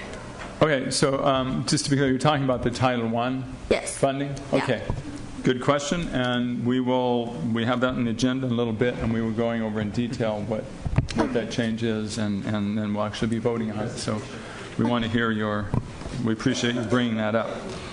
Okay, is there a motion to adopt items F2 and F3? So moved. So moved, second? You have to do a public hearing. Public hearing. Excuse me, public hearing. First of all, application waive the Quality Education Investment Act, 2011-12 teacher experience and high quality teacher requirements at Mann Middle School. Are there any public speakers on this item? Okay, public hearing is closed.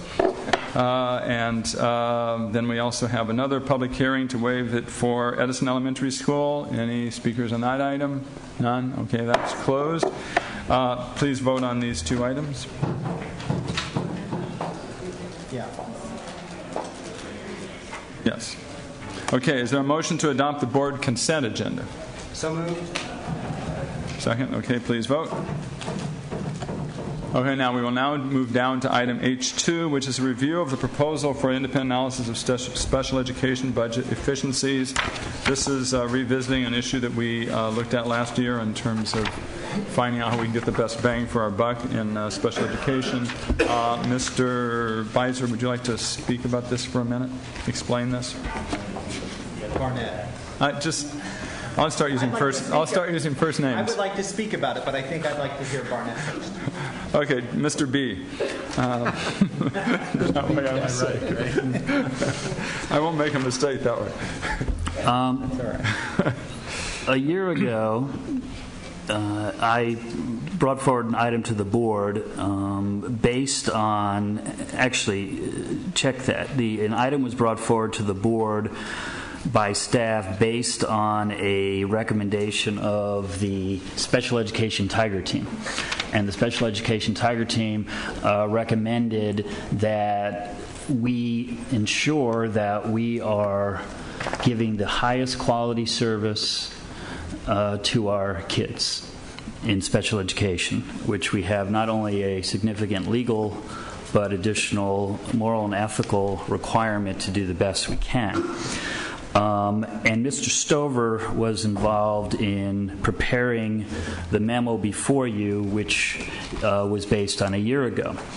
I will say that, and he can say so, that he can give more detail, that I specifically met with leadership of the CAC committee, and I assured and requested that the leadership be involved in meeting with Mr. Stover and preparing the board report that came forward to the board, and there was involvement, and that the commitment was also made that if the proposals went ahead, that there would be a committee, including the leadership of the CAC and others, in order to make sure that there are parent involvement in this process. So here we are a year later, and what Mr. Evans and I are recommending is that we direct staff to go back and review the proposals that were given to see if they're updated, come up with a recommendation, and then share that recommendation with the CAC for their review, and then bring it back to the board after that for the board action. And that would be a motion, I guess, that we would be making this evening, Mr. President. So again, would you restate the motion? Sure.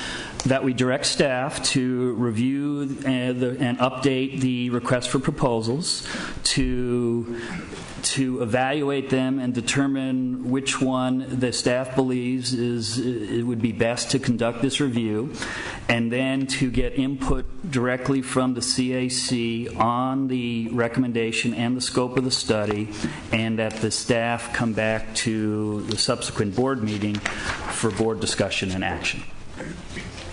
For potential approval. Yeah, with the intention to approve it at that time, but the board can decide to do whatever it wants, obviously. Okay. So the two of us brought this forward, so in that case I'll second the motion. And I guess what I want to say about this is basically we're looking at how can we maximize the use of our special education dollars.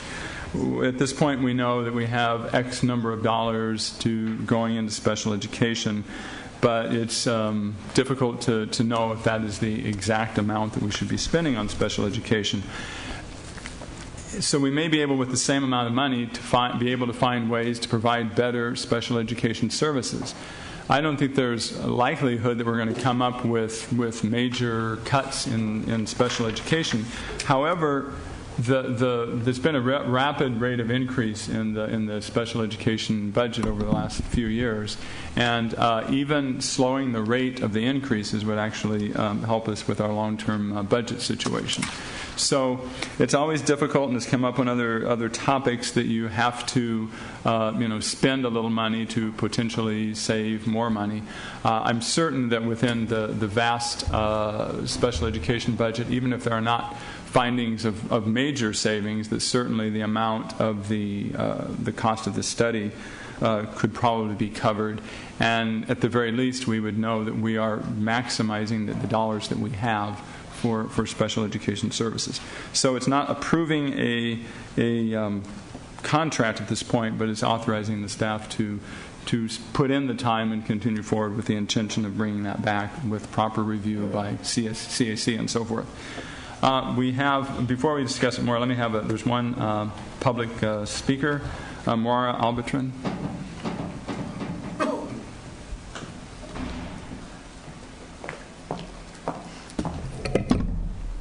Can I ask for a clarification about the buzzer? How long? 3 minutes. Oh, thank you. Okay. I want to take a couple seconds just to respond to Trustee Barnett's comment. The Tiger team originally recommended an audit of a very narrow program, which is called TRACE.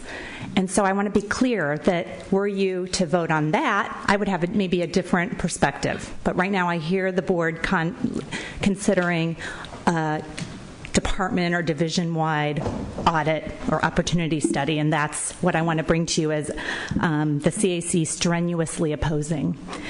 I want to start with a few reminders. At no time during the past 7 rounds of cuts to special education has there been a whiff or a whisper of waste, fraud, or abuse on the part of staff. At no time has the district contemplated like audits for any other division or department across this district. This was not recommended by staff or the Tiger team or your advisory group or the Hare report. And I want to just go through what opportunity knocking right now would have costs well beyond the $76,000 to $603,000 in wildly divergent proposals. There would be forms and surveys almost assuredly to the stakeholders. There would be increased taskings for your already pretty tortured budget and finance department. There would be requests of your human resources folks for information. There would be hours of meetings. I can guarantee you, because I sit in hours of meetings. There would be increased problems that would be then documented, and then the district would have an affirmative obligation to address any problems that come up.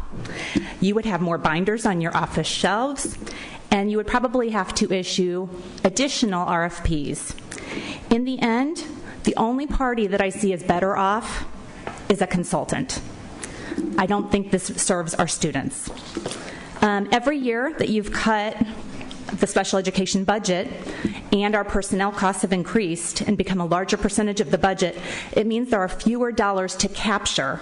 And for a common sense cost-benefit analysis, that would mean an ever lower incentive to go ahead and do this kind of audit.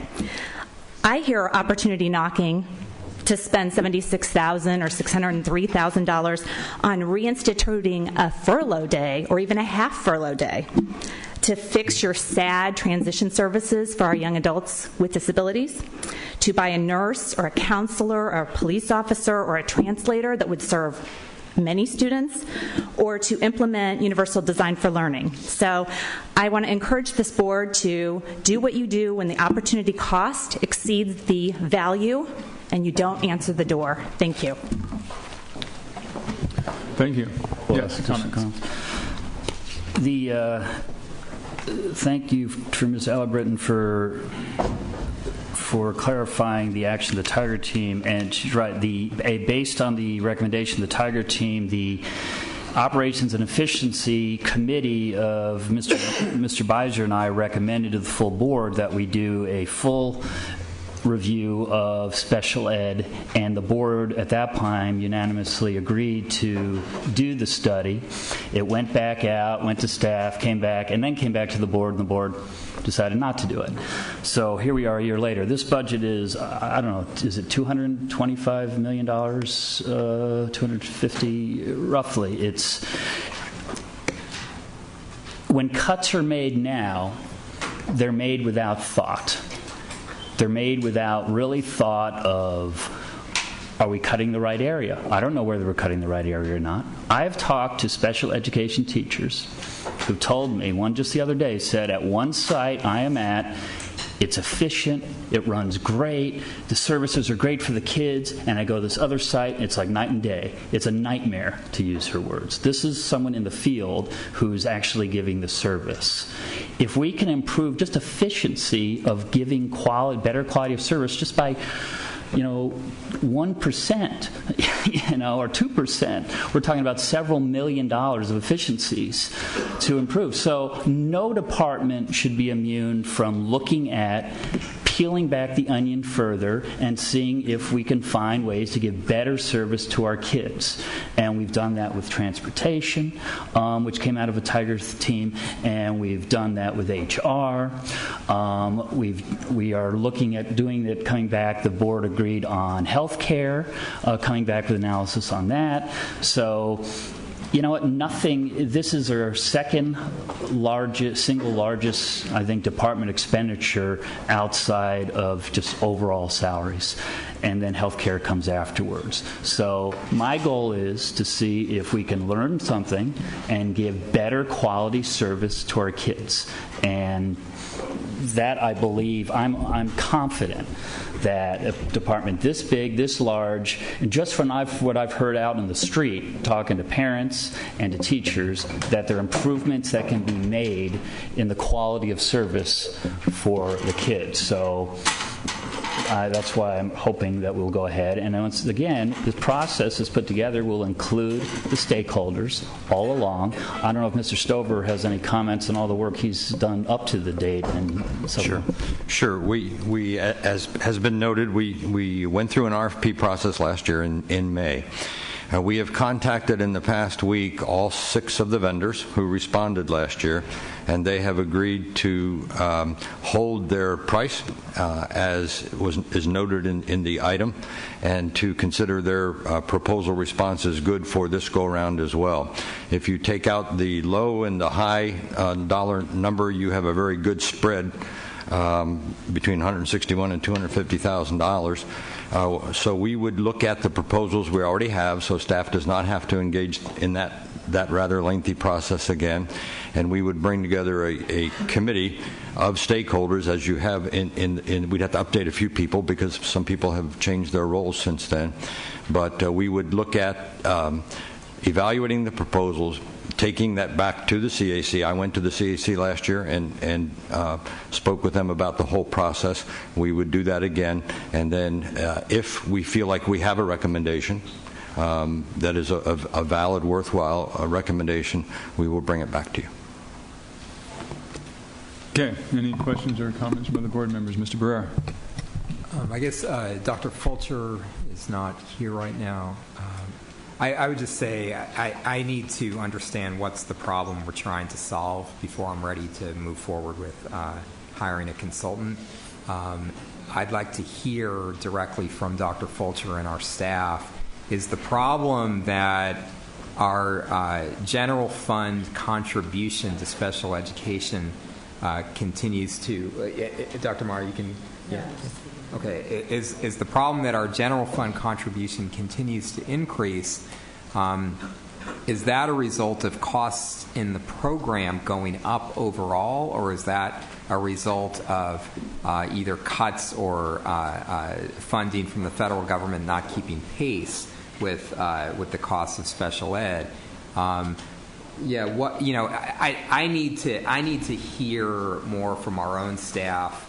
What are the areas that we feel we don't understand if there are rising costs, and how an outside consultant could help us could help explain things to us that we don't currently understand. So I'm not prepared to vote for this tonight. I need to hear from our staff what is the problem we're trying to solve. I guess what I was going to comment on that, and there was an issue about special ed versus other departments. I mean, we certainly have gone in and made cuts across the board in terms of class size and general education classes and so forth. So, I mean, we kind of know how to do that. To me, the question here is to look at all of what you're presenting in terms of, there are a lot of legal issues in terms of students' rights, in terms of what they're provided, what they can be provided in special ed. So it's not a matter of just sitting here and saying we're going to do a little more of this or a little less of that. But it is to take all of those issues into account in terms of what is legally required. Now, there was a reference to waste, fraud, and abuse, but there's still a possibility that things can be more efficient in some way or can deliver a better service. So to me, that is the broadness of, and that's what I would, when you're evaluating the proposals, that they would really be able to do that they're not just some strict, narrow efficiency sort of, where can we cut sort of thing at all, but they're looking at all of the requirements of special ed and how can the services be delivered. So, I mean, does that seem reasonable within what you're talking about? Yeah, I think the way we designed the RFP was for someone who would do that very fact, help us to understand better what the drivers are that are driving the increase in the program. Driving transportation is certainly a key point that we need to understand in the special ed expenditure. The use of contracted services versus in-house staff. Certainly special ed undergoes all of the increases that all of our programs do due to step and column and those areas. But I think that the full intent of this is not so much to look for waste, fraud, just simple efficiencies. We don't believe there are any of the former, and the latter, we believe we can always do something better. But we do need a real understanding of the drivers that are increasing the cost, and that's what we've asked the consultants to really help us understand. I'll say in the 2+ years I've been on this board, I think overall I've received more individual emails from parents and employees on special ed issues than any issue except air conditioning. I mean, this has been a consistent drumbeat of concerns, and some of them may be irrational concerns and some may be totally rational. I mean, all parents care most about their kids and understand that, and I think our staff works very hard. The question is, most department heads, you say, well, how are things doing? Well, we're doing the best we can with the money we have. We're giving the best service we can. Well, I understand that. Our job is part of this whole process of reviewing how we spend money is to do some checking on that. And I've had enough data input to me from parents and teachers in the 2+ years I've been here to say there's enough questions to be asked whether things can be done better. When I have, let's say, a special ed teacher says, this site, it's great to go there, think this site, it's a disaster. Well, why is that? Are there systematic problems because of that? And I'm not blaming anybody. The department's so big, so much going on, it's so important that, it's a matter of trying to, once again, peel away the onion and learn more. So without any preconceived notions of the results. And I think and I just realized Mr. Fulcher has arrived, so we can give him some questions too. But I think there's also an issue of the staff capacity to really step outside of this and being able to address all of these issues. I've certainly have heard informal comments from principals and others about ways that they think that the special ed services can be improved, who are not necessarily passing that along, which is another problem. But I think that that's sort of the value of having somebody from outside kind of take a look at what's going on. Does anybody have any questions that they want to address to Mr. Fulcher, who's here now, about this? And I know you just walked in, Mr. Fulcher. So I mean, you're aware of the item on the agenda?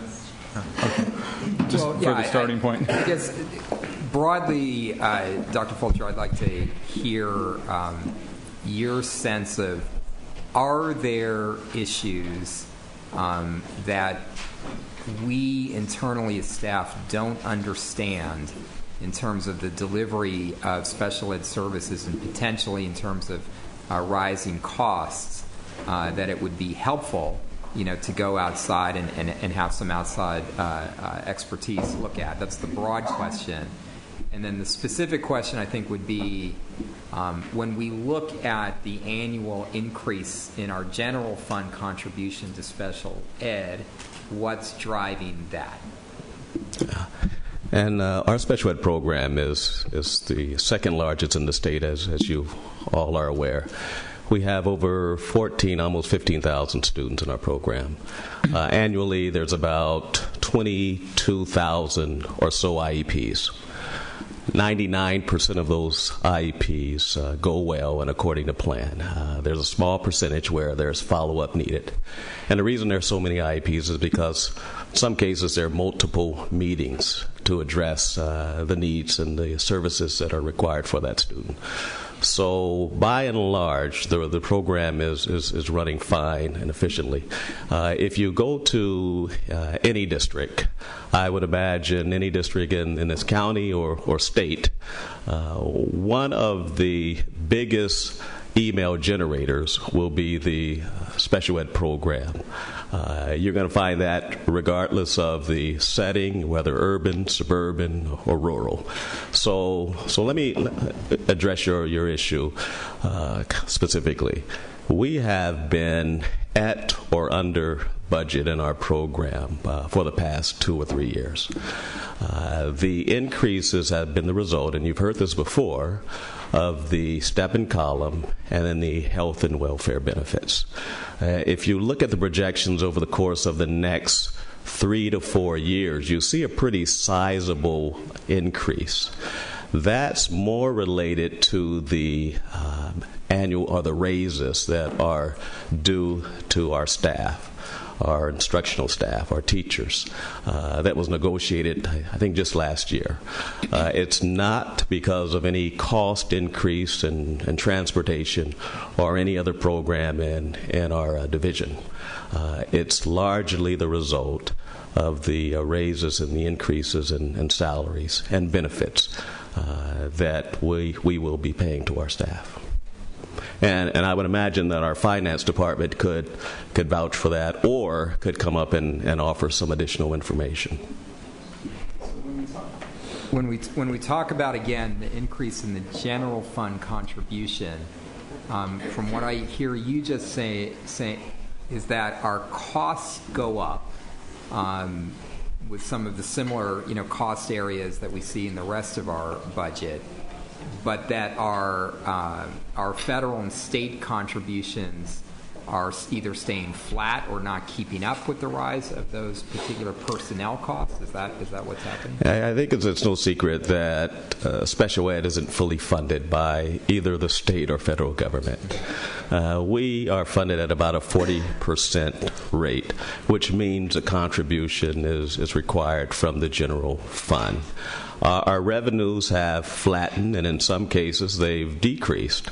And one big part, a big component of that is how the state recognizes the coding of students. It's something we've worked out, we've discussed to the state. I think that revenue will be balanced over the next few years as a result of this. But you're absolutely right. Our revenues haven't increased. They've flattened or either been reduced in some cases.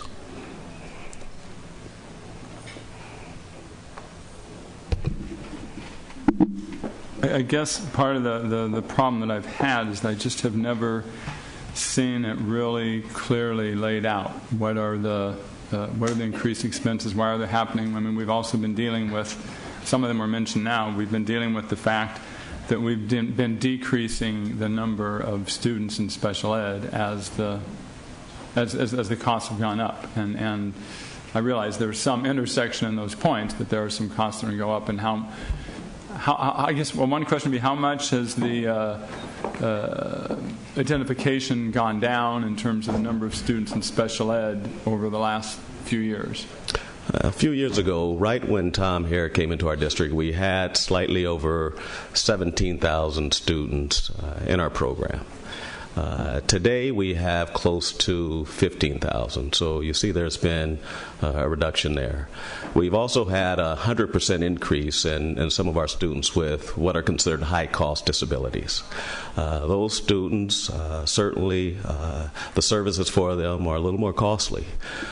These are our kids with autism and kids with other pretty significant disabilities that impact their ability to take advantage of all the services and the programs we have available. So those are certainly some cost drivers that need to be considered. The other piece, and I think you've heard this a time or two, is as we are a major port for the military's placement of students with significant disabilities. We enjoy our partnership and relationship with the military families, but it certainly costs to educate the students who are dependents in the military. So we have reduced our overall enrollment. The referrals have dropped, as I've mentioned to the board in the past, but we've seen a 100-fold increase of some of our students with, again, what are considered high-cost disabilities. Can I ask Mr. Stover, Dr. Meyer, and the superintendent what their recommendation is? In whatever order you all desire. Sorry. My recommendation would be to ask our special education experts and staff to go back and to come up with clarification to the questions that you brought forward. One, why is there inconsistency at the two schools that you mentioned, where you have one school where a teacher is having a wonderful experience and another in the same system having a very different experience? Two, why the cost is shifting, and really a projection of what that cost would be if our number of students had remained the same as well. So perhaps looking at it from a cost savings point of view. But then also asking staff to come back to you with recommendations very sincerely about what our special education department could do or recommend for cost efficiencies, considering it is a department that is large, that has had fewer cuts in the past, and to come up with some possible suggestions for solutions.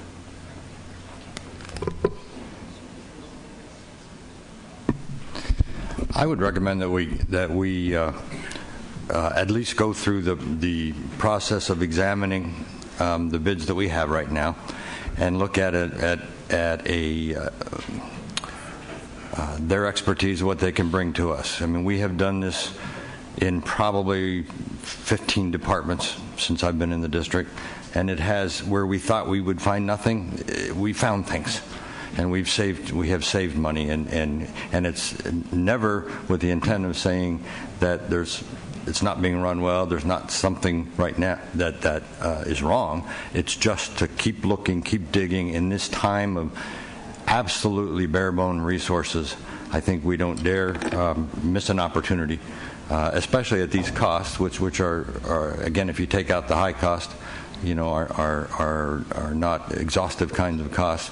So I would recommend that we at least look through the proposals with a professional committee to do the study of them, and only come back to you if we find that we really believe there's potential for improvement in expenditures. So could you? Okay, sorry. Go ahead. Your question. I think it's time to do an examination of the department. I would ask that it would be a collaborative effort with Dr. Fulcher and the special education team and the community committees to help with shaping and reviewing the RFPs. But I think there's some opportunity here. I would not want to leave this rock unturned at a point in time where efficiencies, and I want to say those efficiencies around better delivery of service to children could be a big plus for us. But I would like it to be done with a teaming effort of the CAC and the department working together to look at the RFPs and help us. Could I ask Mr. Barnett or President Evans, would you be willing to amend your motion to include in addition to the staff coming back after reviewing with the CAC the proposals from the outside consultants for also a staff analysis, as Dr. Meyer has suggested, that we come back at the same time. Sure. Okay. Yeah, I agree that it needs to be so amended. Right, a combined effort, because if there are questions that we've been bringing up that are already answered, that would be part of the consideration for what do we want the consultants to do. I mean, my frustration is that some of this, from a board perspective, is sort of in a black box. And you talked about an IEP, and IEPs require certain things legally. But at the same time, we have to look at whatever the IEP requires, how can that best be delivered? There can't just be one way to deliver the service, and there may be a variety of ways to deliver that service. But if it's just, well, the IEP requires it, so we do it, then we sort of turn a blind eye to cost and everything else. And you can never turn a blind eye to cost on anything. You could say it's important to protect our country, and yet there are limits on the defense budget and everything else. For board members who may not have remembered, the second page of the memo talks about the evaluation committee, and this was a year ago, and I don't know if the names have been updated because of change in personnel, but it includes the CAC representative, budget, Dr. Fulcher, and other members. So it's mostly comprehensive and staff on the review committee, including committee. So I would call the question, unless there are other comments or. I do have a couple comments. First of all, when I first got on the school board, a very wise person told me, Kevin, if you look at anything, take a look at the special education budget. That was a very wise person.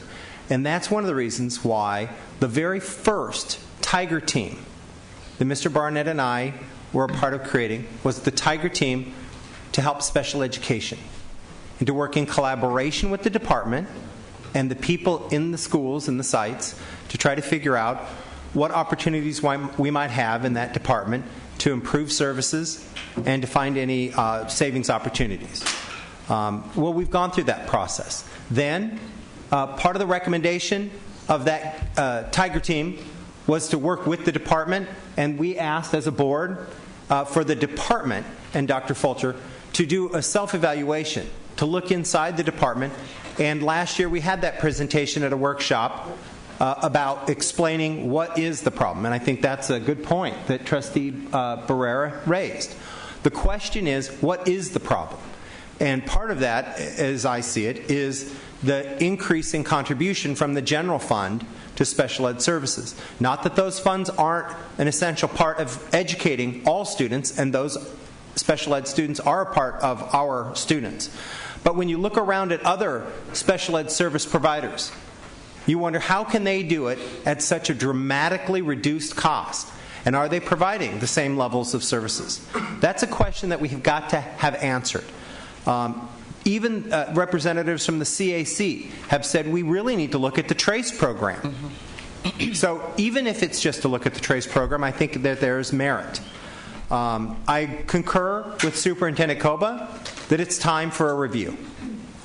While I do have concerns that it's not budgeted, I hope that when staff looks at it, it is budgeted.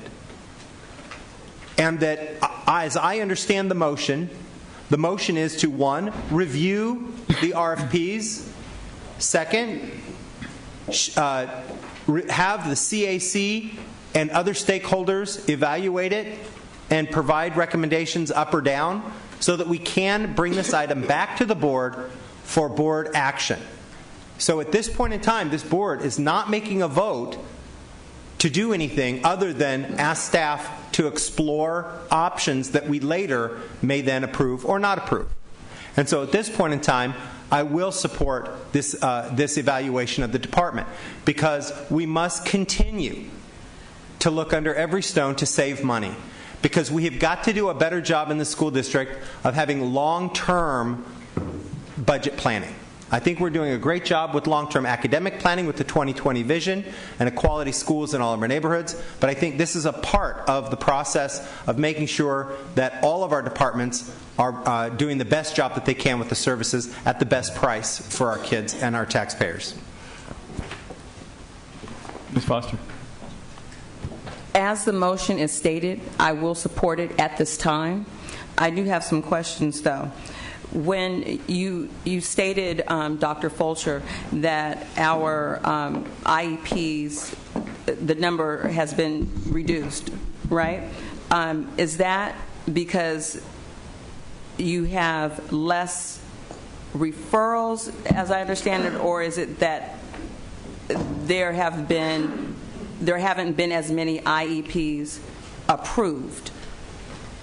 I think it's a little of both. The overall enrollment in the district is down, and we have had fewer special ed referrals, fewer students qualifying for special ed, and then we have kids exiting from the program in larger numbers than in the past. In the past, once you were in a special ed program or setting, you were there for life, essentially. So we're seeing more kids leave the program and kids not being referred because of some of the pre-referral techniques that implementations that we have in place. A second question, what percentage of, I guess, our cost is from litigation?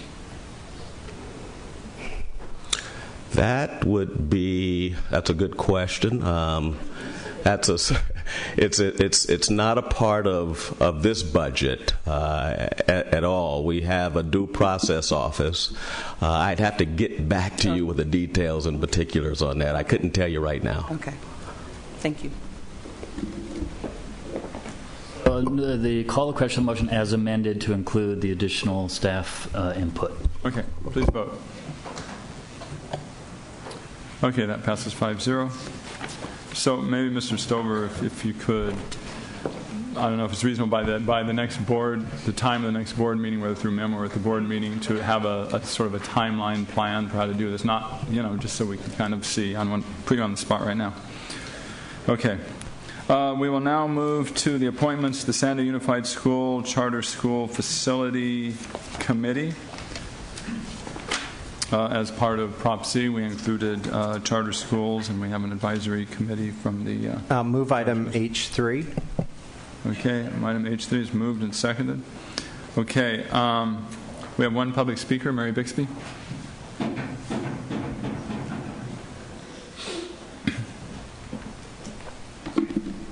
Thank you, President Evans, Superintendent Koba, members of the board, and district staff.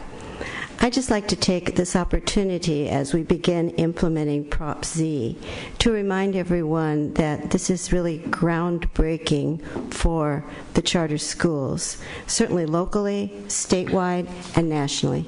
In the next 2 weeks, we'll be having a charter conference, and I can guarantee that everyone at that conference will be hearing about the collaboration that has existed between the charter community and the district staff, district leadership.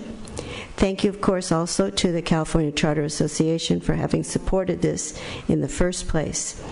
People might wonder what's so innovative, well, innovative is strong, what's so groundbreaking about this bond in reference to charter schools. There's 2 points. The first one is the prorated formula that we're using in order to meet charter school needs. That's very different. Usually with bonds, it's kind of like a flat amount. And secondly, the development of a committee that's primarily comprised of charter schools charged with the creation and implementation of the bond process as it relates to the specific Prop Z funding that goes to charter schools. That, I believe, will be a model nationally. Certainly people are going to be advocating for it. So just thanks to all the people that have been involved to bringing us to this point. And in a very special way, thanks to Superintendent Koba. You have been a friend to charter schools, a critical friend, and have inspired us truly. I've studied leadership for many years, and when you can look to a leader and say, he is truly a gentleman, sincere, authentic, and transparent, that's the highest compliment I think that you can give someone in public education in particular, because there's so many there's such a creative tension all the time, people pulling in so many directions. So on behalf of Altus Institute and the Charter School Collaborative, which is a group of informal administrators, I'd like to thank all the people that have been involved to bring us to this point. And now the work will really begin for charter schools. So thank you. Thank you, Ms. Bixby. Okay. Sorry, but because this committee is going to recommend us how we spend that $350 million, at the same time, I believe we as board members, as elected officials, have a responsibility to have some discussion and input on this. Now, maybe we should set it for a future agenda. I would say that in my view, given the number one tension area since I've been on the board has been an issue of the ability for charters, especially new charters, to find space. Mm-hmm. First of all, if you're a brand new charter and you go to rent a space, you're spending $250,000 a year in rent is kind of the average I've seen. And I look at that budget and say, how can they survive? And then, of course, the whole issue of cohabitation. And so my view is that... It's co-location. Co-location? Oh, sorry. I said shotgun wedding last time, but... Okay. Yeah. You're right. Cohabitation would be like guinea pigs and rabbits or something. I will move along. Yeah. What I seem to see here. My view is that my personal view is I want to prioritize the use of those funds, which once again is going to be on an annual basis, on capacity siting of charter schools. And there's a lot of issues in there, and legal issues. We need questions are, what can we do? Can we spend Prop Z money on doing tenant improvements on leased spaces? Can we use the Prop Z money to finance larger loans? There's a lot of questions, but my view is that's the biggest issue is the growth of charter schools, the challenges of locating them, and avoiding the co-location challenges and so that's would be my comments as one board member to the committee as they meet that I'm going to be looking at when they come back. Yeah. Okay, please vote on this item. Great, that passes 5-0. We'll now move on to item I3, which is the resolution, the intent to sell properties. I believe Superintendent or Mr. Stover. We're going to have a specific recommendation. Okay, Mr. Stover has the staff position. President, I'd like to move the staff recommendation. Yeah, he's going to present the staff recommendation because I'm not sure if it's the same as written here. Yeah. Thank you, Dr. Evans. I would like to.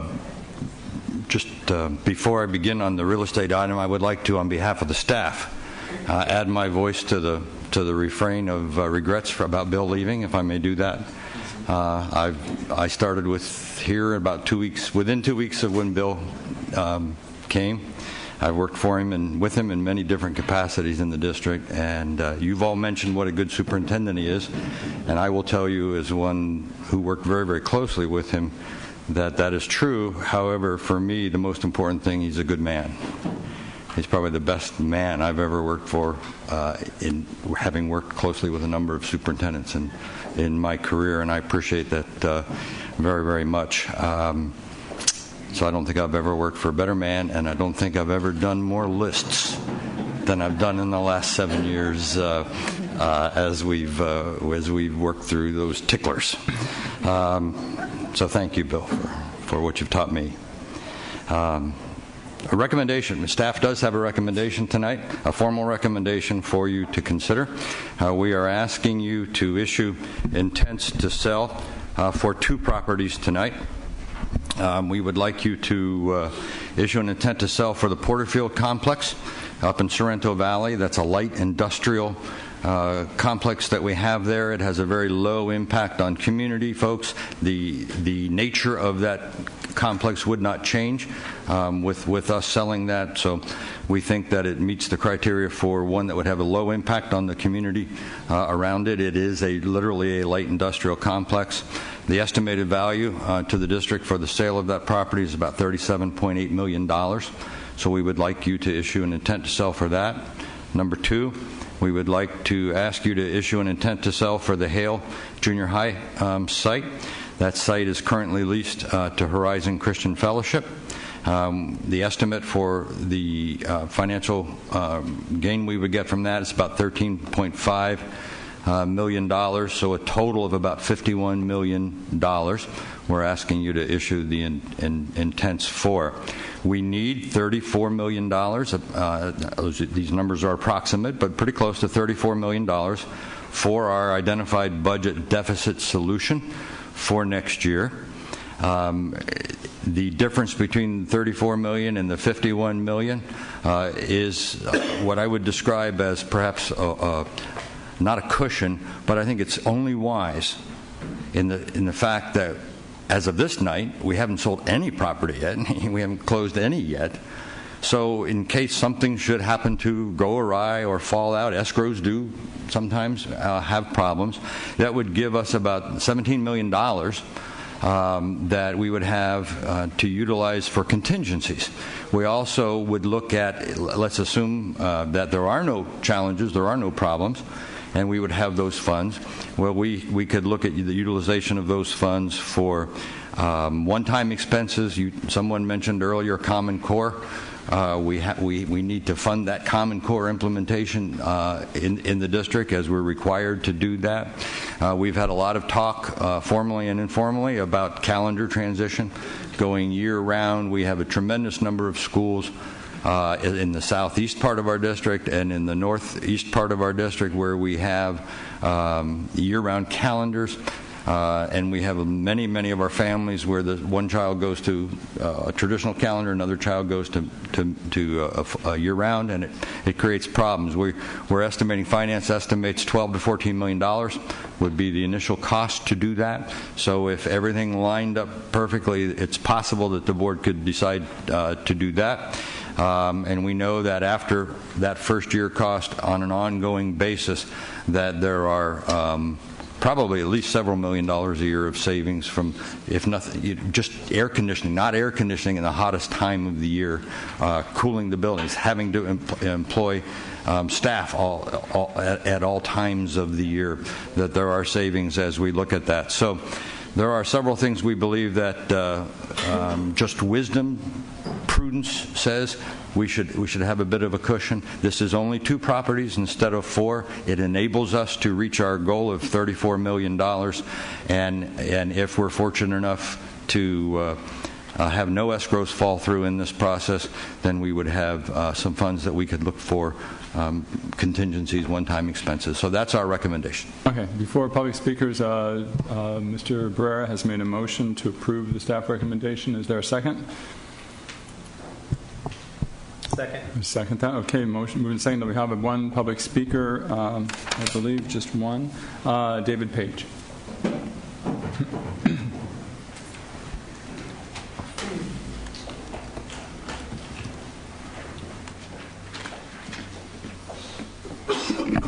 My name is David Page. I'm here speaking to you as advocate for Up for Ed for parents. We've been speaking to parents throughout the district about budget items for some time, and again, this item has come up over and over for years because the leadership of this board has not fixed the structural deficit of the budget, and all kinds of parlor tricks are done to get us through another year, but there's no fix to ongoing problems, and this is merely another Band-Aid to get us through this year and not through the next year, and if so, what about the year after? But parents make leadership decisions all the time, and they're tough ones because we can't just sell stuff and get by. And we're hoping that that this would not become a fix for everything to sell property, as Member Beiser mentions. for the purpose of doing basic things. Parents make these decisions all the time, and they're tired of having the structural deficit always being a problem. We're also tired of working on committees that you don't listen to. So I'm told that the Excess Property Committee worked really hard to come up with a list of things, and these income properties were not necessarily on that list. So we don't like having our time wasted to be on committees, make recommendations, and have them sidestepped as is being done tonight. So please fix the structural deficit and listen to your parents and community leaders and follow their guidance when it's appropriate. Thank you. Okay. Any other board member comments? Well, I just want to ask Superintendent Koba to talk about the Deputy Superintendent Stover mentioned it, but this is not an item that's separate from the overall budget solution. So if you could address that. Yes, Ms. Barrera. I think based on a budget presentation and board direction on the 22nd of January, the 13-14 budget must be balanced by overcoming a deficit in excess of $80 million. And I say that number because it's a little bit fluid based on the fluidity of today's budget development cycle, working with the state and our own county office. In order to overcome that requirement to balance the budget and couple that with the board's priority for stabilized operations across the district at the campuses and in the central office in terms of personnel, stabilized means no layoffs to support our academic goals. We need to build that budget around two components. One is the sale of property, and Mr. Stover has outlined why the staff recommendation is placed the way it is to prudently manage uncertainties and meet that deficit requirement. So that's our position as the professional staff. Mr. President, is this attachment different than the one in the packet? Is there any changes? Because we had one here, and it was in our folder, so I didn't know if there was a... No, okay. On the Porterfield, man, you guys are wearing me down here, so you keep selling these things and wear me out. There's a 90 on the Porterfield. We currently have about $1.9 million of annual income, and the lease goes to 2086. 3 years from now. I'm not sure any of us will still be here at that time. And the decision we're making, the board's going to make tonight, is basically to unload these properties, solve a one-time problem, and we could be earning revenues for another 73 years, escalating from just this property. And so from going initially to selling properties with no revenues, now we're actually hurting our future years out. So we're actually, this talk about having long-term solutions, we're digging the hole bigger in out years. At some point, the only way we're going to fix the problems is to say enough. We got to make the tough decisions.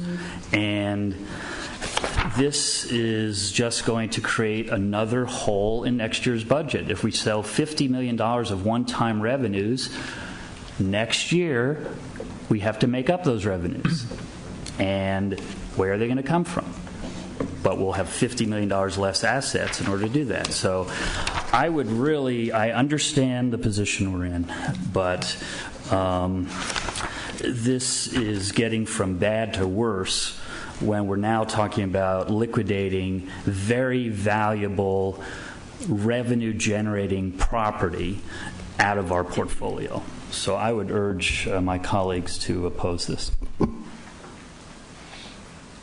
So I have some questions.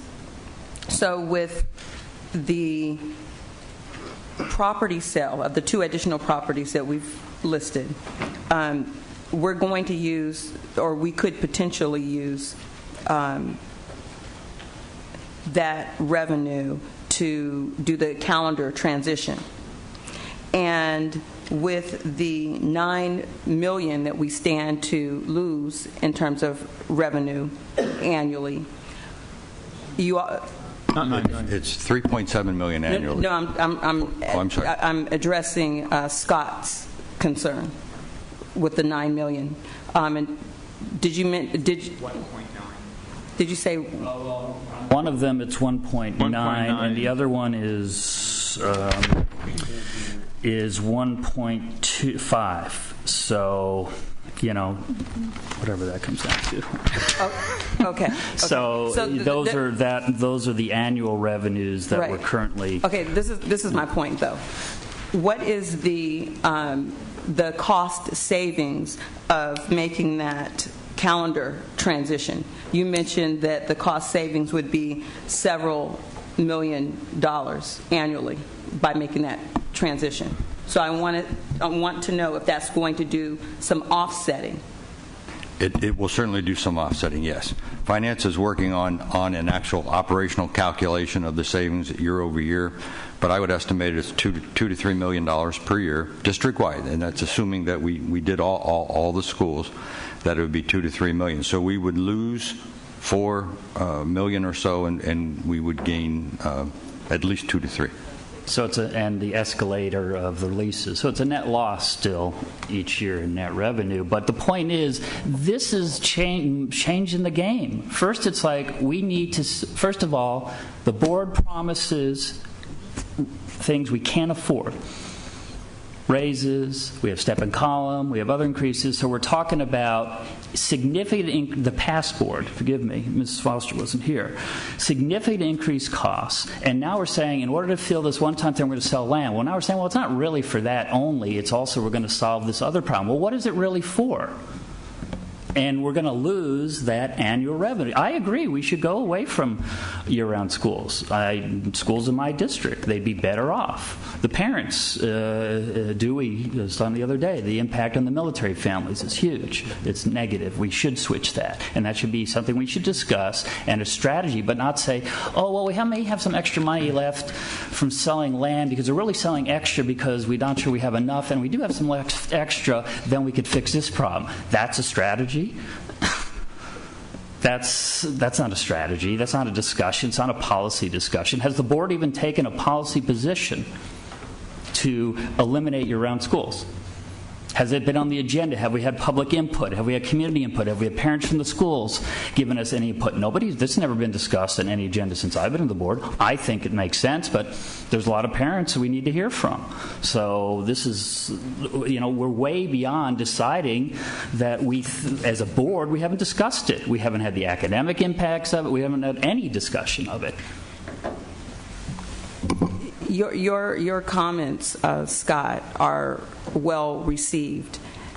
I'm here because, as we all are, to get into the solution. Given that the decision that was made by the board has already occurred, the discussion is what can be done so that we don't give out pink slips and all of the chaos that occurs and the instability that goes on, after that that process. And so what I see and what I hear and what I understand is that we are in a transitional part that is, with this budget, that is not that great dip, that great valley that we've experienced over the last few years. That it's actually at a point where it's starting to level out. So at this point, if we sell land, we're going to experience a leveling out, if you will. And so this is a a board where we're having this discussion in public, and to me, it seems that this is the direction to go to address the instability that's been occurring. And so, if you have a better recommendation, we should be discussing that. But right now, when we're talking about the attrition model, it does necessitate that we sell property. And if we do, we need to make sure that it's a decision that's going to offset the losses that you're discussing, that you're bringing forward. And I can tell you that everywhere that I've gone, and I've talked to our stakeholders in our clusters and just out in the community, parents and teachers alike really welcome transitioning to this one calendar. And even with community colleges where there are families that work in both institutions. So, we should have a discussion of that. We've never had a discussion of that since I've been on the board, and I agree. And I personally support it. But we have not had a discussion of that. This is an afterthought. It's like, well, we may have some money left over, but we may not because we may not sell enough. I appreciate you, Ms. Foster, actually having a dialogue and a discussion on this issue. The thing that's important, because we haven't really had that before, the important thing to recognize is this year was $20 million of sales. Next year, it's $50 million a sale, plus all the other tricks we're pulling. We're increasing class size. We're hoping this attrition works out. We're getting more money from the state, and we still have to sell $50 million. And right now, we're estimating $70+ million shortfall the following year. So we're not moving. And remember, if you spend $1, that's as a one-time fix, then we have to make that dollar up. And so we're making the hole bigger at this point. As far as going to year-round, or not for year-round, let's put it on the agenda. Let's have a discussion. Let's have the public in it. Let's develop a financing plan. But this isn't a financing plan. This says if everything sells, then we'll have left over, then we could discuss it. That's not a financing plan. That's, again, a wish plan, and we need to discuss the merits and demerits of year-round versus the traditional calendar. We haven't had that discussion as a board, although certainly I've heard it from principals in the community. But that's not the issue tonight. Is how are you going to balance next year's budget? We're selling assets that are going to would be generating revenues long after we're all dead. And we're saying we're going to sell 1 year, and that's revenues that will keep increasing and again and again and again. So there's nothing more short-sighted than it. I understand the reason. I understand why. You didn't create the mess. I didn't create it. Do we have to? But we're being told that we need to solve it by jettisoning some of those valuable assets that this district has because of short-sighted decisions and promises made without any idea where the revenue was going to come to pay for it. It's a difficult decision. I understand. Okay.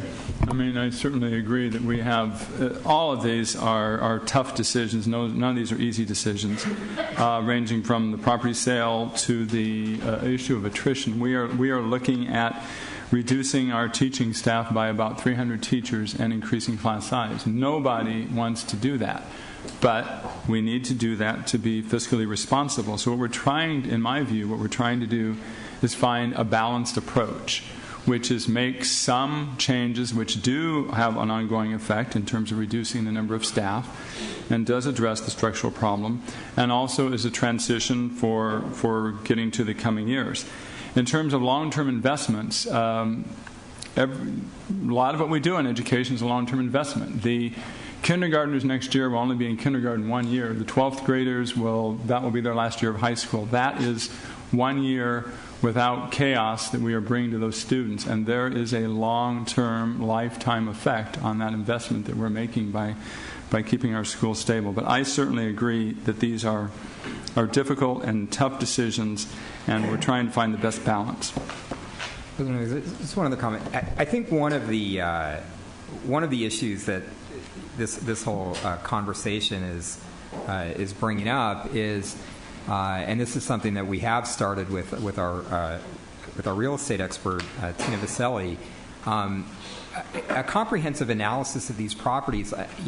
Quite frankly, the one Porterfield site, we're estimating that the current value is $34 million. We might very well get bids for more than $34 million. It's a $34 million asset that has absolutely zero educational value to us, will never have any educational value to us, and generates $1.9 million a year in return. Hard for me to believe that we couldn't find a better use of a better return on investment of $34 million than $1.9 million a year. We've already identified that, and these numbers. I hear what Mr. Stover is saying, and that finance is working on the conversion. We've certainly heard higher numbers previously about what conversion from year-round would save on an annual basis. We've talked about professional development and Common Core that would certainly yield ongoing benefits to our students. So if we have assets that, if we were to liquidate these assets, could produce much higher return on investment than what we're currently getting, I think this process is highlighting why we need to do this analysis of our assets. I mean, the fact that we've got properties in some cases that sit empty year after year, costing us money, we will never do anything with those properties, and they provide absolutely no value to our students, or that we have properties that provide no value to our students and generate very small return on annual investment. To me, I think it just if we weren't in a budget crisis and we weren't trying to solve our situation now, understanding that long term we're looking at the situation improving, if we weren't in a budget crisis, we should be absolutely examining how to take unproductive assets out of our portfolio and turning them into productive assets that potentially could actually do something for our kids. I agree with you 100%, and that's what I've been calling for 2.5 years, and we are in a process of evaluating 45 properties, which we're going to do requests for proposals for, hopefully in May. Like, for instance, the Hale site. Right now, if someone wants to buy it, they're going to buy it because the highest and best use are to build apartments in Claremont. They're not going to buy it because that's what the zoning. I mean, they're going to buy it, which is fine. Whoever wants to buy it is going to want to make money on it. Every single property has a potential upside to it, and you say we should examine it. Well, that's the point. We're not examining it. You're not examining what the best upside for the district is of Hale or Porterfield or the others. Or Mission Bay or Barnard. They all had intrinsic value that hopefully, if with this process of doing RFPs, with some properties left, we will have a value both first to the public and to the district of significant increased revenue. My goal from the beginning is to say, in 10 years from now, when there's the next economic disaster, that they'll say, golly, I'm sure glad that school board looked at this portfolio we've been sitting on for 150 years and figured out a way to leverage them to generate more revenue, so now we don't have to cut as many. But every time you sell something off, you're removing that option. And I've never said we should never sell property. We might want to sell, lease, swap, use for mitigation, a joint use, joint occupancy, but the key is to do that in a comprehensive, holistic, thoughtful manner. This is not that. You have no data to support saying selling Porterfield is a better return on investment than having that income. You have no data to support that. Our real estate director doesn't say that. Our real estate committee doesn't say that. And that's the research we haven't done. If you want to say that you want to do a thorough analysis, great. But this isn't that. This is staff looking and saying, how do we fill a hole? And this property is, and we've run out of properties with enough value that aren't generating revenue, so we're selling them. So let's be honest with the public here. And the honesty is, this is to fill a self-made budget hole. That's what this is about. So Scott, I receive what you're saying, and so I believe that my fellow trustees will take that forward and do just that. We'll take that forward and do just that. However, time is not our friend in this case. So I think that's the challenge. So, we have to do what we need to do for children right now. And then going forward, we need to be very sensitive to make sure that we approach our property and our assets in just that manner. Mr. Beiser wanted to speak. Yeah, a couple of things. First of all, we have to take a look at the big picture. What is the overall budget plan that we're talking about? Because this is not separate. This is not independent of the overall budget plan for the school district for next year. What does that plan look like? That plan looks like stability for our kids. Stability in terms of no pink slips for staff, support staff, teachers, smaller class sizes in secondary education, especially in the middle grades where it counts a lot. It means that we're going to be able to provide nursing to our schools. We're going to be able to have counselors to ratios that are manageable. That's what that means to our kids. That's a part of the whole budget picture. Are there concerns in terms of the long-term plan? Absolutely. But I think that as we learned in the budget workshop, that Prop 30 revenues will be increasing over the next couple of years, so that this could be seen as a bridge to better increases in ongoing revenue, so that the structural deficit will be minimized as more revenues come in from the state. I think it's unfortunate that the state of California is not giving us, in my opinion, our fair share of those Prop 30 revenues next year. It's projected that Prop 30 will generate $6 to $9 billion in revenue from the state, and from my understanding, they're only going to be allocating about $1.6 billion to public education K-12. I think that Prop 30 was sold as a revenue for public education, and I think that it would behoove our representatives in Sacramento to honor that commitment, to allocate the revenue to public education K-12, and I think half of that is a modest request of $3 billion. If that was the case, we would be in a completely different budget picture. But in the infinite wisdom of the governor and our representatives in Sacramento, that's not the case. Not yet, anyway. And so to bridge that gap, we need to find opportunities that will help us meet the educational needs of our students and to try to continue to offer those services that we know have worked in the last several years to increase academic achievement. Second, in terms of the lost revenue from these properties, I think that we can make up for that by going to a common calendar. And yes, this has been talked about. I've been talking about it for over 2 years. As I go and visit with parents, go and visit year-round schools in Subdistrict B and in other areas in our school district, I hear a common refrain from parents, teachers, staff, and administration that almost every school wants to be a part of that common traditional calendar.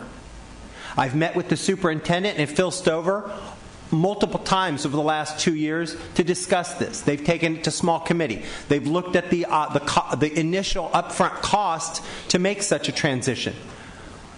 When I've gone to clusters, especially in the Sarah cluster and the Kearney cluster, that's been an issue of consensus at those cluster meetings. When I visited schools like Farb Middle and Miller Elementary School, which are high-impacted schools in the military communities up in Tierra Santa, all of those schools have been asking and begging and pleading to go to the traditional common calendar so they can be a part of our one calendar, because that has a really strong impact on military families and the children. Finally, I have brought it up time and time again at board workshops. So this is not a new proposal. This is not a new idea. But what has been the impediment over the last couple of years from going to this? The fact that there is an upfront one-time cost. And that this upfront one-time cost could result in millions of dollars in ongoing savings every year, off into perpetuity, is something that will benefit our long-term budget plan. So for these reasons, I have to say that this is not an easy decision for me. When I ran for the school board, I never thought that I'd be in this position where we would need to sell property to bridge this budget divide until we saw increased revenue from the state of California. And to those people that have supported me year in and year out, I apologize. But I think this is the right thing to do for kids. I think it's the right thing to do for the budget, and I think it's the right thing to do to go to a common calendar, which will ultimately save this school district millions of dollars every year. And so for that reason, I will be supporting our overall budget plan for the school district.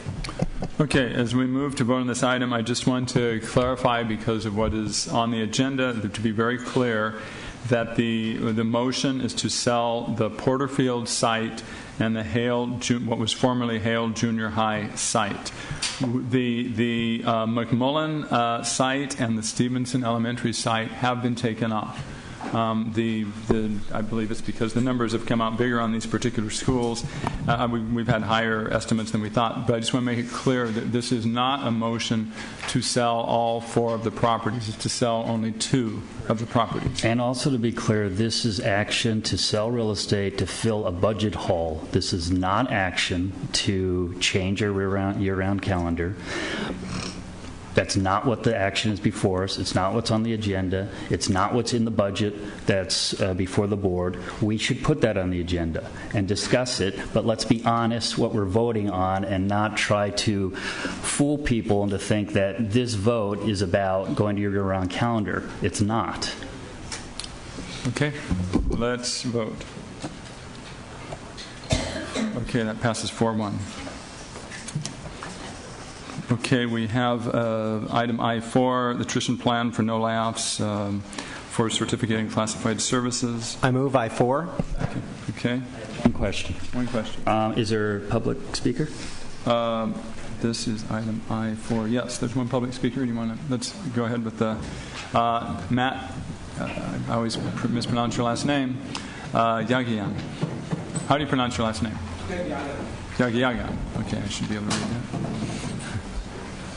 Almost as easy as Evans.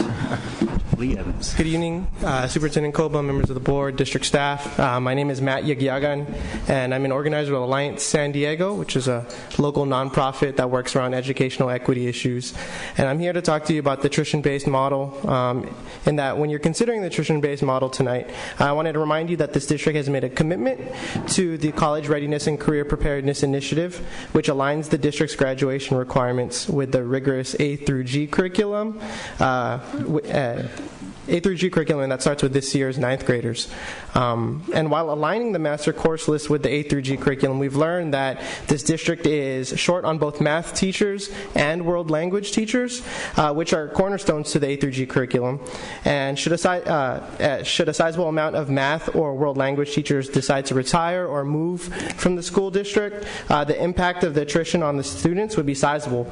And that's going to drive middle school and high school classes up in key A through G courses and impact the attention needed by students in order to be successful in those courses. Therefore, Alliance San Diego is recommending that you assess the gaps that are coming from this attrition-based model, and from that assessment, protect the courses that are A through G classes, so that we ensure that our students are getting access to these classes and making sure that they have the key supports and interventions that are needed to be successful in these classes. So that essentially means, to give you an example, if an algebra teacher was to retire this year, instead of not filling that FTE position, we recommend that you should commit to fill it because our students shouldn't lose that algebra class. They're going to be losing access to a necessary class, and they're going to lose access to a key requirement to be able to graduate. So, in essence, these A through G courses are essential because they're necessary for our students to graduate, but that also means that the teachers who teach these courses are essential. Because in order for students to, for example, for students to be accepted to CSU and UC systems, they need to graduate with, to be A through G ready. They need to complete the curriculum. They need to complete the course sequences, and we need to continue to offer those to our students. And we can do that by keeping teachers that teach those, or assessing the gaps from the attrition and filling in the positions that would be lost through the attrition-based model. So let's move forward together and make the necessary decisions to protect our children, educate our children, support our teachers, and continue to prepare our students to be successful in college and their future careers. And let's stay the course. So thank you for your time and consideration, and thank you. Thank you. Just the one question, just so I get clear. I believe there's the issue of the attrition, and there's the issue of not filling vacancies. And is the vacancy issue is actually on the next agenda, right? So is that part of this resolution? Because the language is a little, it kind of refers to it. And I just want to make sure that we are, if we're going to discuss it, it's going to be, if we need to discuss that tonight, if that's part of this resolution, is the unfilled vacancies issue adoption, then I have further discussion I want to have tonight. If it's not, does anybody know what we're voting on? Okay. Yeah. Traditionally, when a board is reducing services, it would lead to a layoff situation. This resolution is drafted to recognize that the direction from the board is for no layoffs for the probationary or permanent employees of the district. But the way it's written is, as we don't really know. We are just in the process of analyzing. As you can see from the lists that are attached to the board docs, provided in board docs, there are a number of vacancies. We have, Lamont has formulated a plan to deal with those, to have folks discuss what is actually needed and not needed, bring it up through the chain. It comes through the two deputy superintendents. It eventually comes to I forget what we call that. We have a committee of it's Bill and me and Phil and Nellie and Stan to make a really decision on what is a position that should be filled and one that could be eliminated, and then we would bring the ones to be eliminated back to you. As this is written, there are no eliminations tonight, but it's a direction by the board for us as a staff to analyze the vacancies and make the eliminations, and as attrition goes along, also analyze those vacancies and to eliminate those, bring those back to the board to eliminate those. Because the board is required to, for its budget, to eliminate positions, or the county will not recognize that as a budget reduction. Okay, then. So this is basically a statement of philosophy more than a direction or a decision at this point. Secondly, it also provides for Jenny Carbuccia to start sitting down with SDA and the CSEA units to talk about possible impacts from these plans that are as they're going forward. Because attachment I-4 is there's an 11-page attachment of all of the what I believe are the current vacancies. Is that what this is? So as much as we know at this point, it's always a fluid picture. So the intention is that we will be essentially beyond the philosophical discussion adopting these positions of not being filled next year. No. Bill better jump in on this one. Okay. We've been talking a lot about it. This the resolution is, as General Counsel has indicated, it's to authorize in a public setting for the board, for staff to work on an attrition and vacancy elimination process to accommodate the budget. We've just provided that as a snapshot in time of the vacancies. Our small group, as General Counsel has described, will go through a process that's being shared both with the central office and the campus staff to review vacancies individually, case by case. As the spokesperson noted, we will look at, within context, impacts such as on A to G or other kinds of initiative. And once we have gone through the reviews, we will bring to the board groups lists of vacancies for a board decision to eliminate when they're ready for that to occur. Am I correct? I don't know if Ms. Ward knows this, but I thought I saw something on the next agenda regarding adopting a list of vacancies. Is that so? Is that the intention that it's going to be on the next or future agenda? And we're not adopting this tonight. So when you see school nurse vacant or health tech or clerk typist or whatever it is, we're not saying that they may be vacant today, but at least today we're not saying that these are the positions that are, and that we will prove that at a subsequent meeting. And you'll probably not do it in one foul swoop either. There'll probably be incremental reviews over a period of time as the information comes forward. I'll give you a good example. We will issue budget books next week. There'll be a 3-week process of review. We will respond to decision-making that the principal and the school site councils have worked on, where they identify excess positions or positions no longer required. That will be one set of reviews. We will take a look at this separately.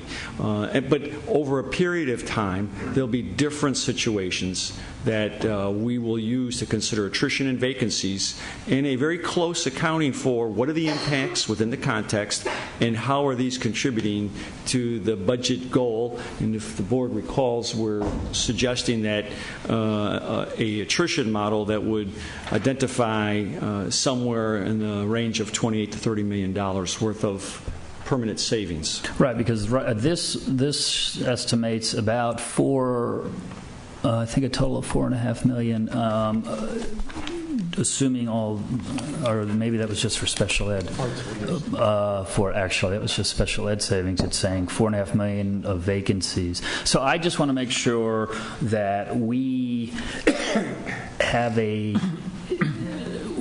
we make clear, like I thought we did at the beginning of the budget process, that there are certain things we were not going to cut.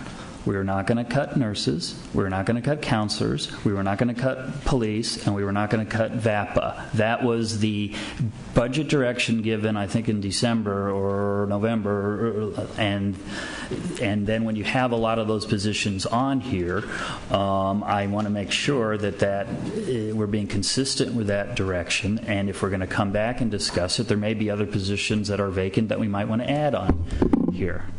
Yes, sir, but I want to beg to differ with you. At the 22nd January workshop, we told the board that there would be any number of requirements to eliminate positions, and I think with the exception of police, we agreed that there would be, within context, the possibility of elimination in just about every other functional area. So there was some relaxation at that point in time, is my understanding. Due to attrition. And the police was due to contract. Well, the action, and I don't have the action right in front of me. I had it sent to me earlier from January 22nd. Then if that's the case, then I think this is, and if the board wants to state that as part of this budget, it's going to eliminate nurses, counselors, and VAPA, which is contrary to the general budget direction that was given up front, then that's certainly not my view. And I think if this is not the proper place to discuss it at an agenda. Maybe I'll place an item on the next agenda so we can get clear board direction of what our verboten items are. And I believe, in my view, and the board's view was that those items should not be touched. If the board or staff is changing that, then we need to have a discussion of that and state that we believe that, yes, we will cut these positions. So I guess in that case, it's just not... Okay. I will not support the resolution if, in fact, there's discussion. This is pretty amorphous, and we are basically saying as a board, if we're all saying is that we agree with what the superintendent says, that the previous direction of not cutting police, nurses, counselors, and VAPA, and maybe is not the board's position. Is that the board's position? What was not ambiguous is that was very clear in December that was a priority. What the board directed in at the January 22nd meeting, that the attrition model, which would be potentially 1 or 2 positions here or there, that no group would be exempted from that unless there was a legal contractual issue. Okay, and that's why right now there's a list of quite a number of nurses, counselors, and other positions on here which are vacant. So it's the intent of this board, make it clear tonight, that you will support the elimination of those positions. And I don't.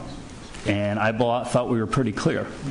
I don't believe that that's the intent of the board in voting for this item. I think what the board is saying is we're approving guidance to the superintendent to move forward with the attrition process that we will see as items come back to us. If there's an argument for elimination of vacancies, we've talked, for instance, of the decline in enrollment. That would, in some cases justify decline in staffing for certain areas. But what I think the superintendent has been saying to us is there's not a recommendation right now to eliminate any position, any specific positions, that you're going to go through your process. I think the board has been clear about our goal of preserving services for students at their current level in the areas of nursing, counseling, visual and performing arts. And so as the staff goes through and analyzes vacancies, I would assume that you're going to do that with that goal in mind. Okay, I would like to make an amendment to the motion on the floor, and I would like to move that as part of the resolution on the attrition model, that we do not attrit, if you will, or we do not fill the vacancies, and we maintain the current level of staffing on police, nurses, counselors, and VAPA, and that those positions be exempt from the attrition model process. And I would support the resolution with that amendment. Mr. Superintendent. Is there a second? No. Okay, then it's moved. Okay. And the board's willing to have these positions eliminated. To go through the process. Okay. If there's no further discussion, let's please vote on this one. Okay, that passes 4-1.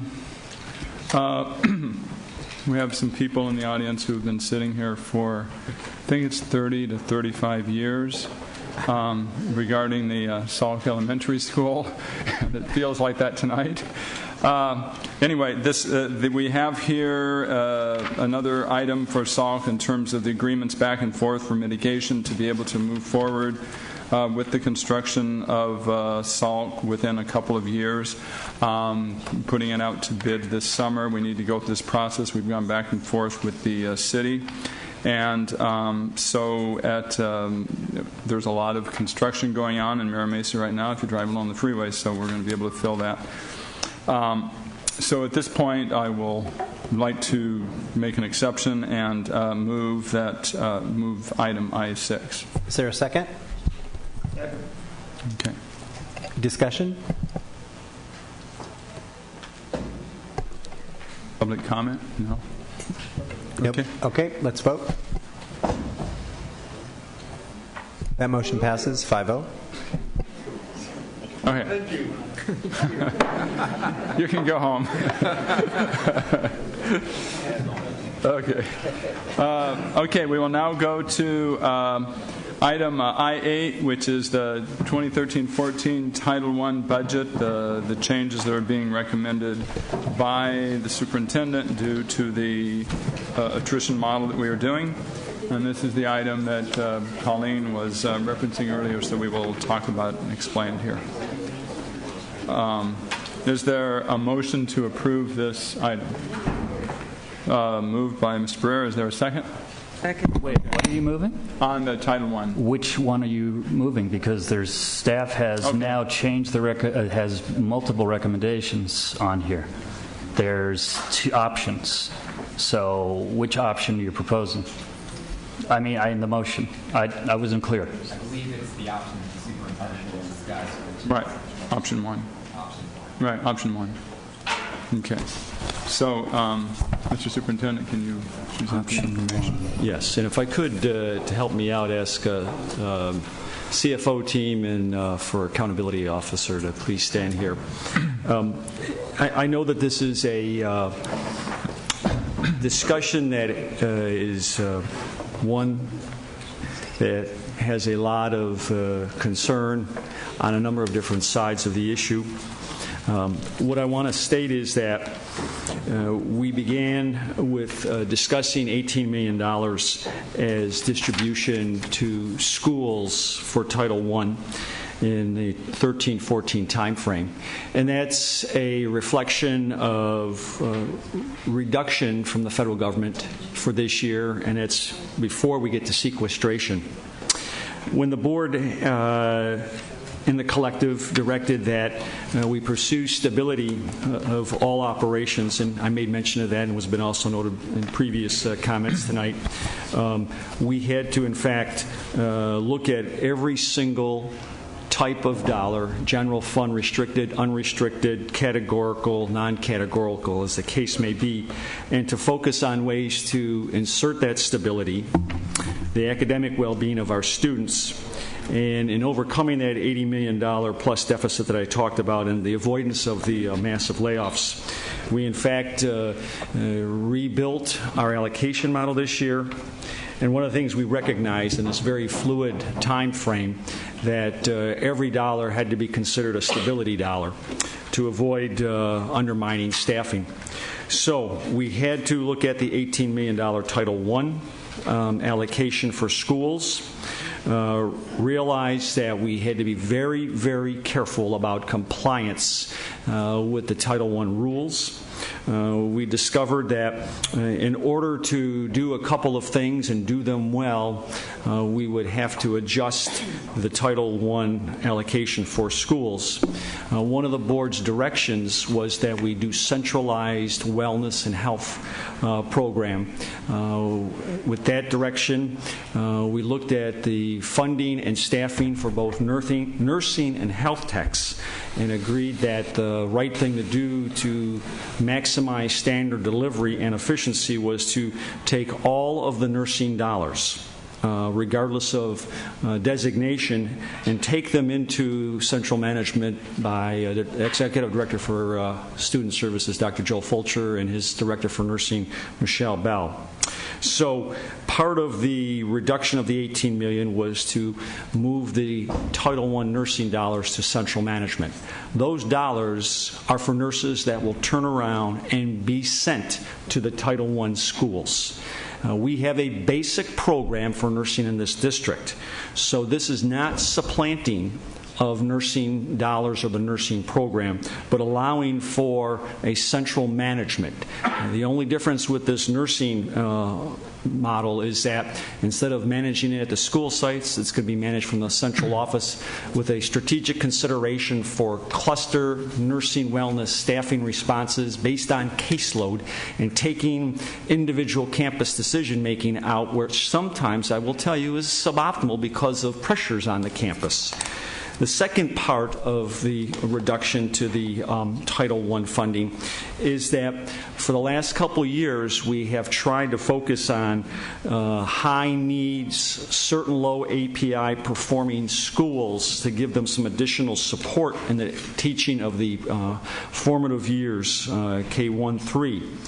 We tried to examine how we could continue that program and, again, deliver some additional consideration for our Title I schools.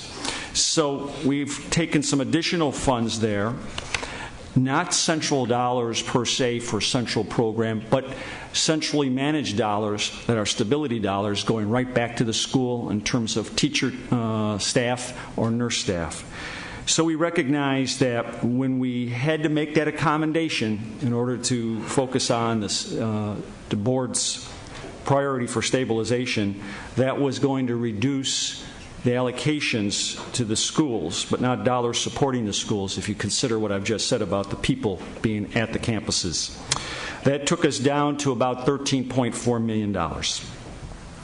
Trying to mitigate the impact and knowing full well that we couldn't avoid total avoidance, that I looked at the $2 million grant money that we have been holding, rightfully so. I did recommend that we delay it because of my concerns about uncertainty of the federal dollars. But I believe that the right thing to do now in a fluid environment is to allocate that $2 million reserve and soften the reduction to make for option one to be the case, $15.4 million. And at the end of the year, to take a very, very detailed look at the ending balances and to try to use ending balances as circumstances permit to replenish that $2 million reserve because of the commitment over time for applications for grants. But at the end of the day, this is not something that I like to do or prefer to recommend.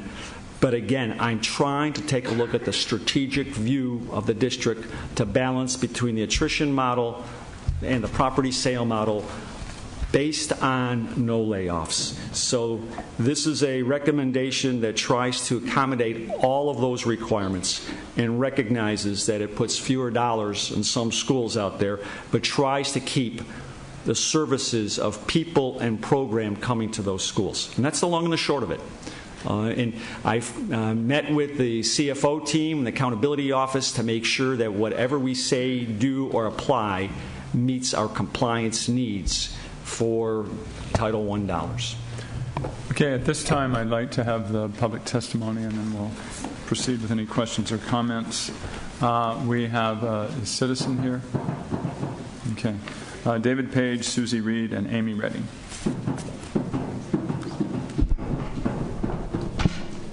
Good evening, Superintendent Koba, President Evans. My name is Susie Reed, and I am the Vice Chair of the District Advisory Council, along with Amy Redding, who is our Chair, and two other members of our executive team, Rocco Greco and Mara, did I get that right, Alberton.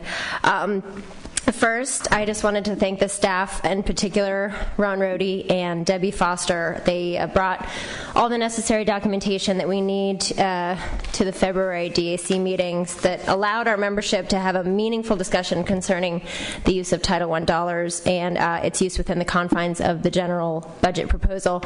And just a reminder, the DAC's position on the $2 million grant from Title I dollars was a no.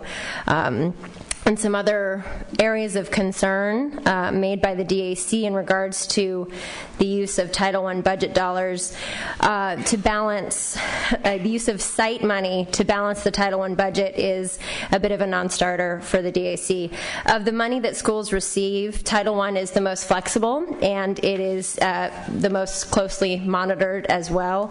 Title I is also obviously tied to our single plan for student achievement. It's very easy for sites to look at the successes and the failures of our plan and to make changes mid-year if necessary and even redesign our SPSA the following year based on CST data. This is the best way to tie our expenses and our plan to our student achievement. It is accountability.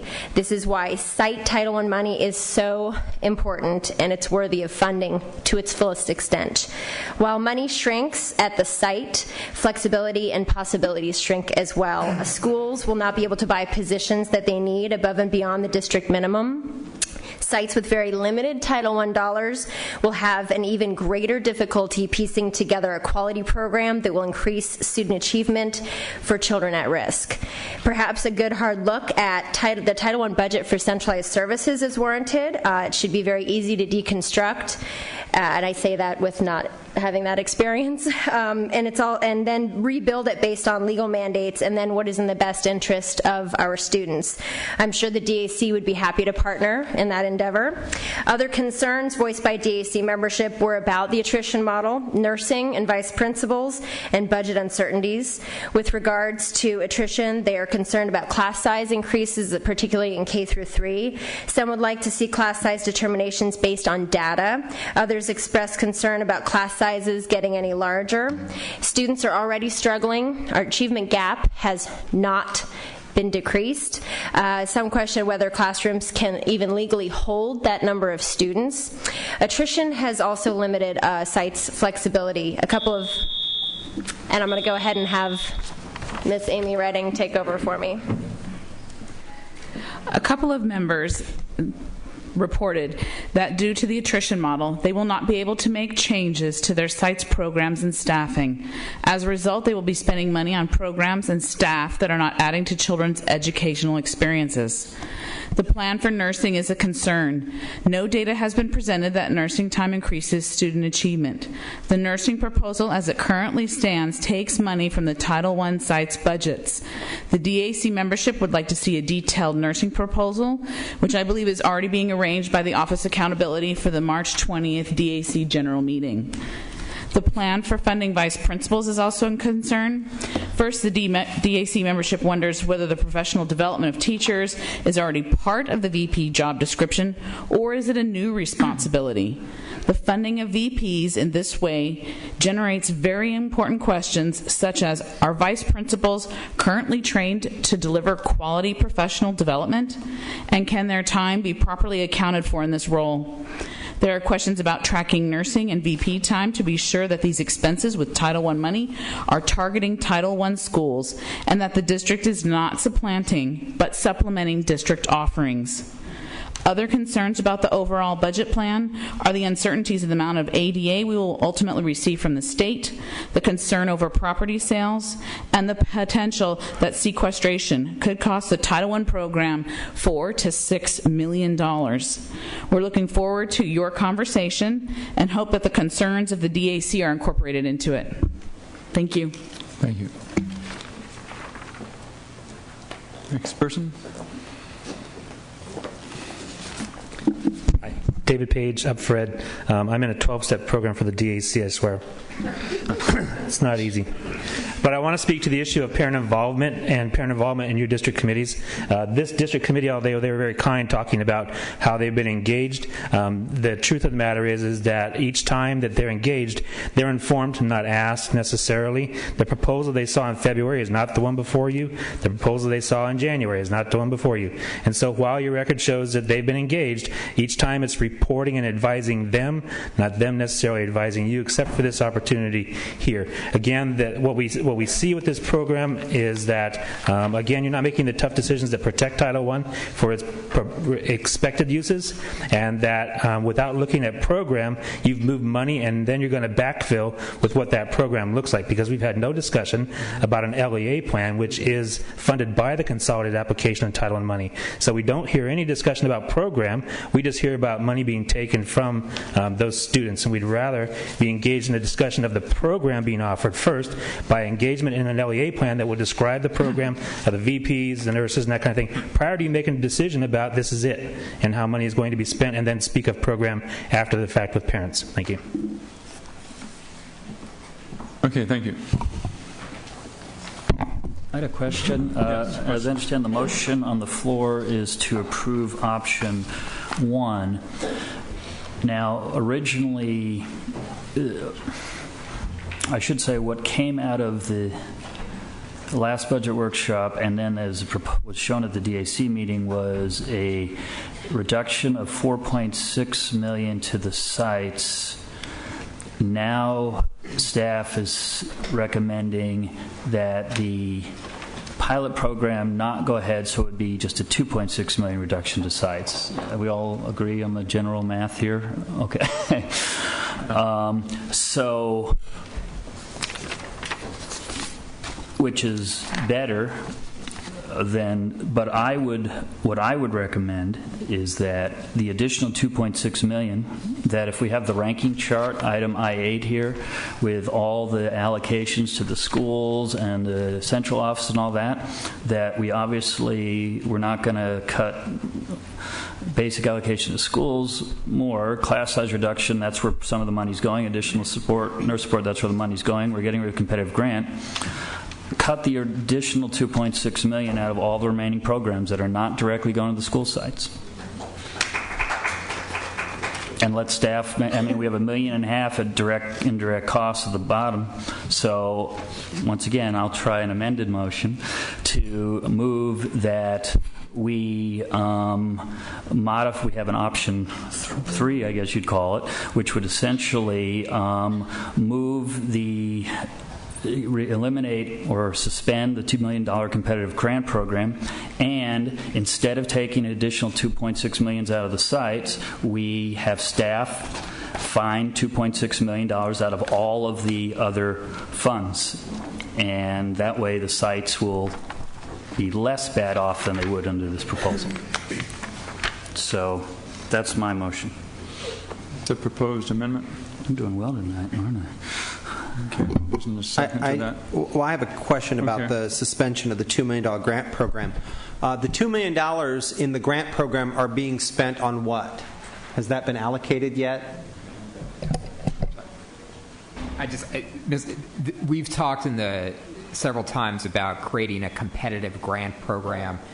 So currently, it's not being spent on anything because it doesn't exist. So it's just $2 million sitting in a pile, right? That the intent is that in the future, schools could competitively bid for the use of those grant funds for their school site. And so what you're suggesting then, is that right? Mm-hmm. Yeah, just so we're honest to all full details about it, it was to take money out of the schools 40% and then take $2 million and then put it in schools that are 75% or more could then bid on that money through a $100,000 grant. So it was a shifting of money, and the idea was have this competitive process. We could actually maybe track what the impact of Title I money is. So, but yes. And can I just, sure. just ask the superintendent? I'm sorry. No, go ahead. This is a good discussion. Superintendent, what I understood you to say was, for purposes of moving the budget forward at this point, that we would take the $2 million that's been in reserve for the competitive grant program, allocate it to the sites. But then as we move forward in the budget process and we look at ending balances, that the goal would be to take $2 million or as much as possible out of those ending balances. So would we also then move forward during the spring, allowing schools to apply, put in their proposals for the competitive grant program with the clarity that we might be able to fund it next year, we might not? But the goal would be, to be able to fund it if we. I think we could accept grants with the holding them. We could prioritize them, make some decisions about them, but wait till near the end there when we see the outcomes of the budget. So that would be I just see this is the way that we would accommodate. And would like to respond to Mr. Barnett. When I said that we looked at every dollar as a stability dollar to impact personnel, in our central office, there are a variety of FTE supported by Title I, as they have been for years. And these include race and human relations, children and youth in transition, parent university, and so on. These are all required by Title I. So I don't think an exercise to go in the central office does anything but come back here and violate the layoff direction of the board. Are we allowed to take indirect cost services? Indirect cost services are services that are costing to do them, financial management. So we can? No, you can't. Unless you want to eliminate some individual or some office. No, you use other funds. It's a choice. And I have said there are no other funds that you can use that won't impact layoff. No, we have $600 million of other general fund dollars. I'm saying draw the line and finally say no more from the sites. I understand your view. Right. I respect what you're saying. I just think as a policy matter, we can say no more from the sites. And, some of these you may have to, by law, fund a certain dollar amount. Some of them you don't have to fund a certain dollar amount. There's some discretion in some of these other topics. But I would start with the $1.6 million for overhead, build services, and put that money back on the site, and then, because to me that's the higher priority, is at the sites. Could the CFO team or accountability talk to what that is in that $1.6 million?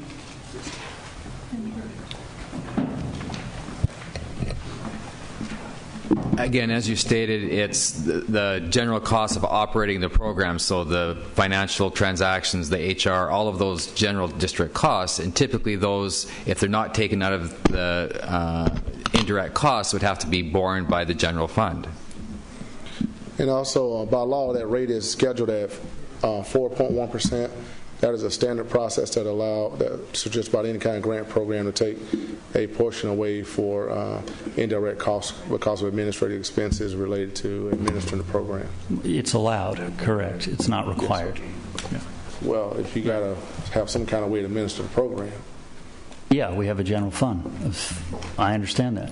So I'm saying find the $2.5 million in the general fund versus just taking it out of the sites for schools. I understand your view. I don't agree. I think it's a matter of saying priorities.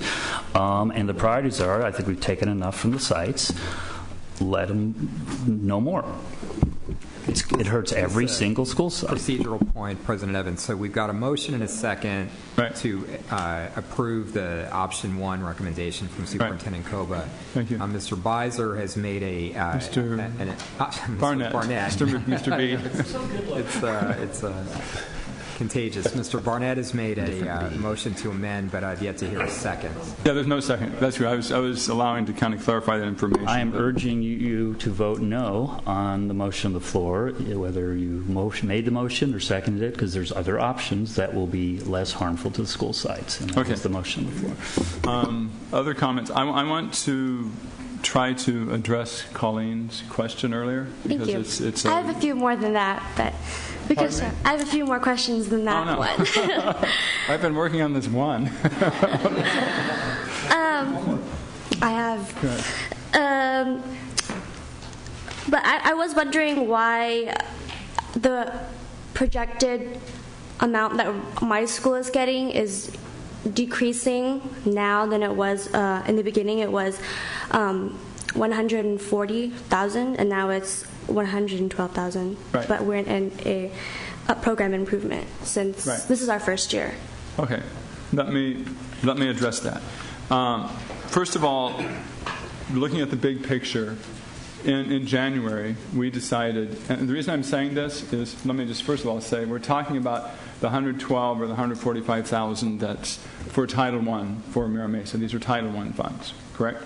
So you have to realize that, and I don't have the numbers here in front of me, but the entire budget of Mira Mesa High School, I would venture, has to be more than $10 million. Okay, there are probably about 80 teachers, 70, 80 teachers, $8 million, secretaries, other expenses schools. I mean, it's very likely more than $10 million. Okay, so what the board did in January was to say, we want to save our schools. We want to save the overall big picture of our schools. What we did last year was we issued 1,500 layoff notices. I would guess, and this is just a wild guess, that if we had gone that route, Mira Mesa might lose anywhere from 8 to 15 teachers would be getting layoff notices, which would have a big impact on the school in terms of those teachers going away. So we came up with a model, which is very difficult, which was the things you've heard about, the attrition model, in terms which is a lot of it is going to have to do with raising the class sizes in the lower grades as those, not by laying off, but as those teachers leave, we won't fill in as many of them, and that will make the class size go up a little. That's one part. The other part was the property sales. The other issue is we have people in Title I that are employed, that have jobs that are paid for by Title I. And each school decides what they want to do. But if we have some schools not buying certain people, then we're back to the situation where we have to lay people off. And the board has chosen a no layoff strategy. Okay? So what we had said in December was we have about $18 million to distribute to the school sites. And it's broken down, as you saw in the first column, all these different amounts. And that's where the $145,000 comes from Mira Mesa High School. And we looked at another picture, which is, and when we did that, we kept the same formula as we had the year before. We weren't advantaging any school or disadvantaging any school. So that's what we did then. So then we looked at a couple of issues, which was rather than having each school buy their nurses, we're centralizing the nurses and then sending them out to the schools in proportion to how they are needed across the district, so they're best deployed. So that's one reason why there were a couple million in Title I that was spent on nursing. We're bringing that back to the central office. Okay. The other issue is that some of the money was used for reducing the class size in the highest poverty schools. So that's another couple of million approximately. So we're bringing that back. We're still going to put those nurses out in schools. We're still going to use some of those teachers for reducing class size. But we had to do that centrally, so that's why the money is not sitting there at the school. There's a lot of pieces to this. I talked about all the teachers and so forth. Another issue is the graduation coaches. The graduation coaches the grant for that is going away, but that's going to be paid for by the general fund. The graduation coach costs much more than the amount of money that is being lost by Title I at Mira Mesa High School.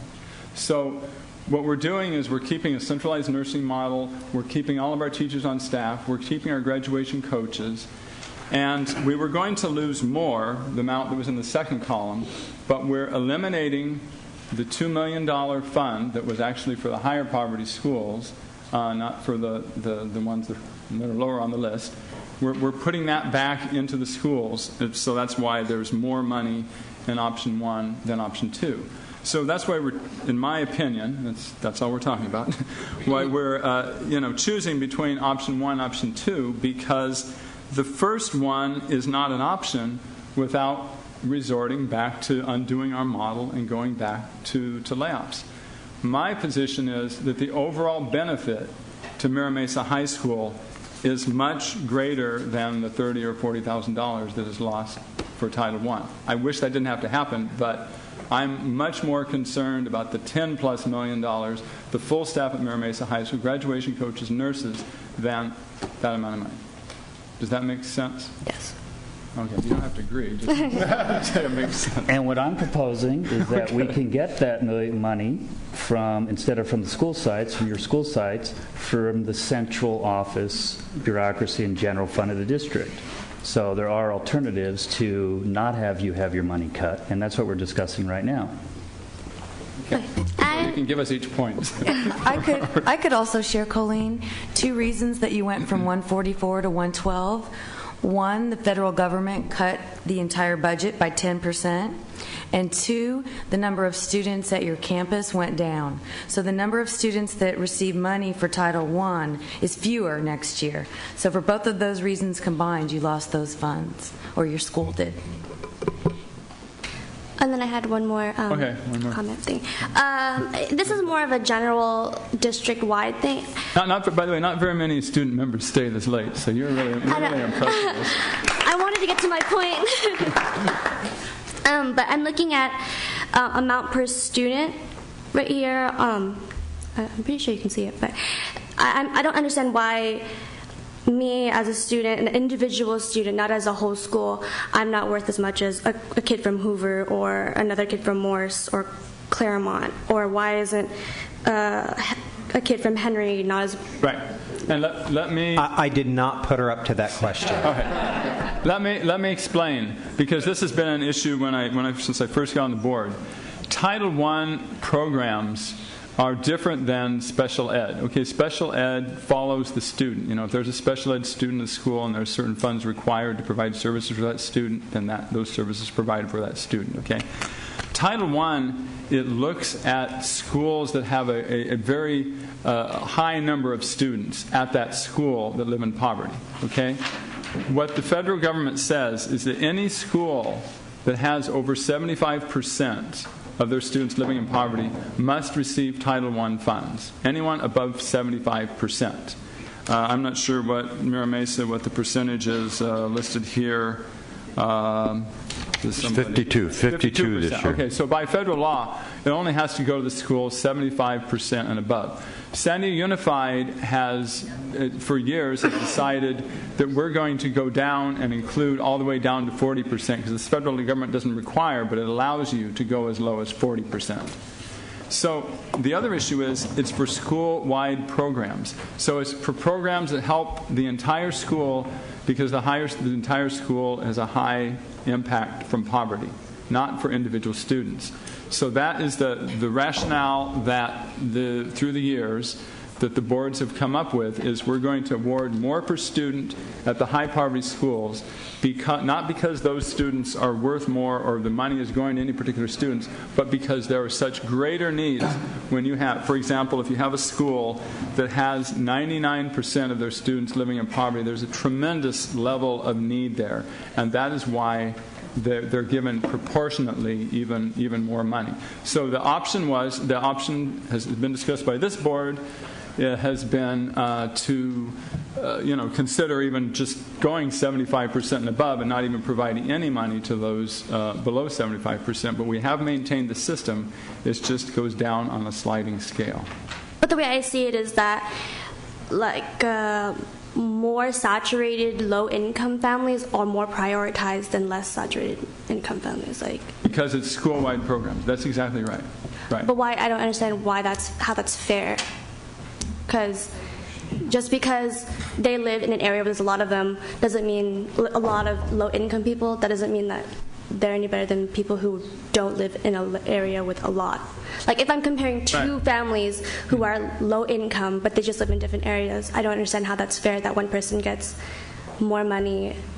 It was a good point, and that's one of the reasons why this board has not eliminated the money from the lower. Could say at 75% and above, but we have decided to keep the ones in the 40 to 75%. The compromise is that they get less. The theory, again, I'm just trying to explain, is that when there's a very high saturation or concentration of poverty, that the problems at the school-wide multiply. It doesn't mean that a student living in poverty in this neighborhood, where there's just a few people living in poverty, and the student living in poverty in this neighborhood where there are many, it doesn't mean that their family's situation is any easier or any different. We're just talking about the sort of multiplying effect when you have a lot of students. Almost all of the students are at poverty, because again, those funds are not assigned to that student; they're assigned to the whole school. So, but I think you ask really good questions, because I've been asking the same questions and I don't have a complete answer for them, but I appreciate someone listening to me. I have a couple of comments. Thank you very much for your questions. Really appreciate your participation and having the courage to ask those questions. Yes. When I look at, and I hear Trustee Barnett's concern about, and this has been an ongoing issue that I've been on the board for many years, that, we want to try to preserve and protect the Title I resources at the school site level, so that the school site councils and the schools can use those to support their students. And that we've always tried to push more money and more resources to the school sites. And then I look at some of the ways that Title I resources are being spent at the district level. And I think some of these, it's just a function of budget. It's not necessarily a function of, is the money only being spent at the school sites to support students at the schools, but there are some allocations that are being generated from the centrally located office that actually do directly impact and benefit students in poverty and low-income students at the school site. For example, class size reduction. It's $2.5 million that appears on the spreadsheet to be spent at the central office. However, it's my understanding that $2.5 million is being spent directly to benefit students in high poverty schools, in the 29 highest poverty schools. So to the extent that $2.5 million is still a part of benefiting the students, as well as the additional nurse support. Just because we're paying the nurses as a function of budget from the central office, those nurses are in the schools helping and supporting those children in poverty. So you clarify, I did not say that either of those should be cut. Okay, can I finish my remarks? Okay, hold on. Okay. Thank you, sir. Thank you. I appreciate your allowing me the opportunity to kind of give my observations and my reflections. Then I look at some other types of expenditures, such as the Ballard Parent Center, which directly benefits the DAC and the CAC, giving them a forum. Also really helps to involve parents. Other things, NCLB private school services. That's vital for kids in poverty. Supplemental support programs for schools in improvement. That's resources and money going directly to support those kids in poverty at their schools. Children and youth in transition. Wow. I mean, I know what that line item means to kids in transition, in poverty, homeless kids. So those resources are being spent to support homeless children and kids and youth that need that help. Dropout prevention. The most important way to break that cycle of poverty is to do everything we can to make sure that those kids don't drop out, don't give up, don't throw in the towel, to keep them in the school so that they can go on and graduate from high school and hopefully break that cycle of poverty which so many families find themselves in. So dropout prevention is a function of the central office Title I budget allocation, but it is directly supporting and helping kids in poverty stay in school. And so, I think that the intent of Mr. Barnett's motion and is a noble one. That we want to make sure that as many of these Title I resources are being spent to benefit kids at the school site. But I think that a lot of these allocations that I see are doing that function. The other thing that I'd like to mention is the difference between option 1 and option 2. And I would like to commend Trustee Barrera. Mr. Barrera has recognized the realities that there are schools that need as much money as they can.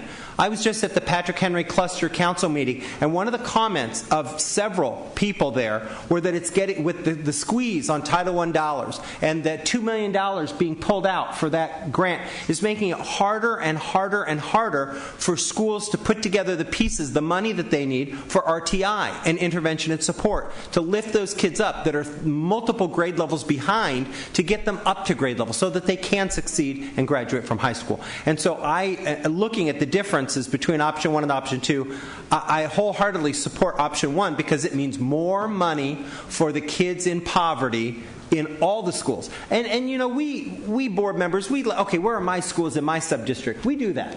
But when I look across the board at schools in Mr. Barnett's district, in President Evans' district, in everybody's area, option 1 means more Title I dollars at those schools across the board. And I think that that's the right thing to do for the kids in poverty in all the schools in the whole school district. So I will be supporting option 1 in the motion that we're voting on tonight.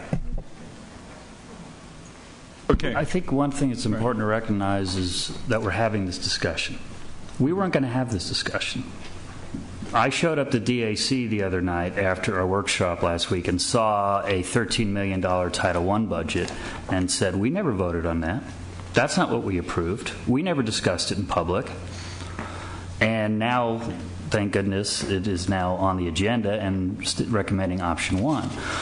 So we shouldn't have to by accident discover things are happening and then ask to be put on the agenda to discuss them. Just to clarify, I believe we can easily move the $1.5 million of indirect costs to the sites and let out of the entire general fund of the budget the staff figure out how they're going to come up with those costs.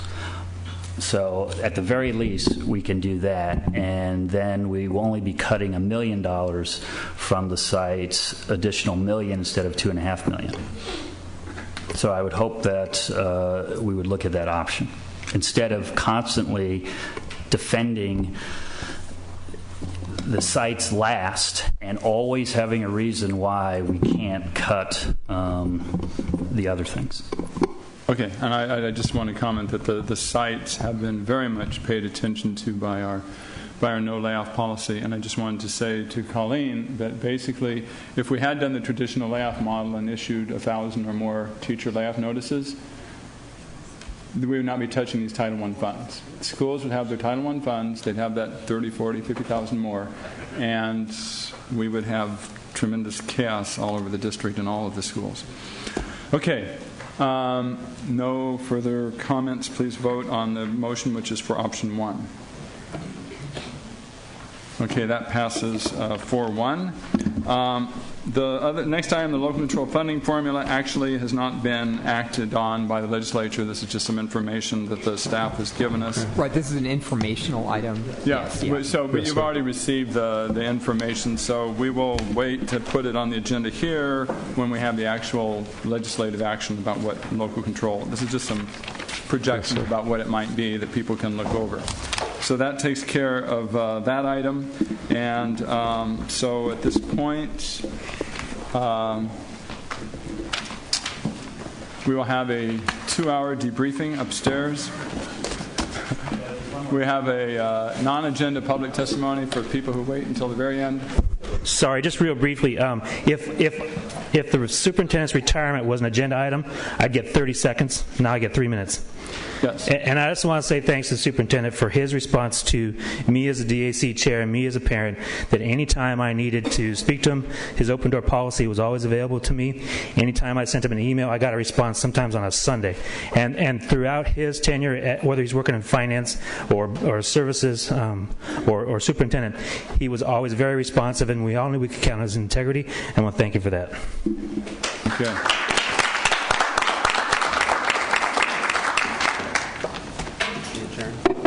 Yes, the meeting is adjourned.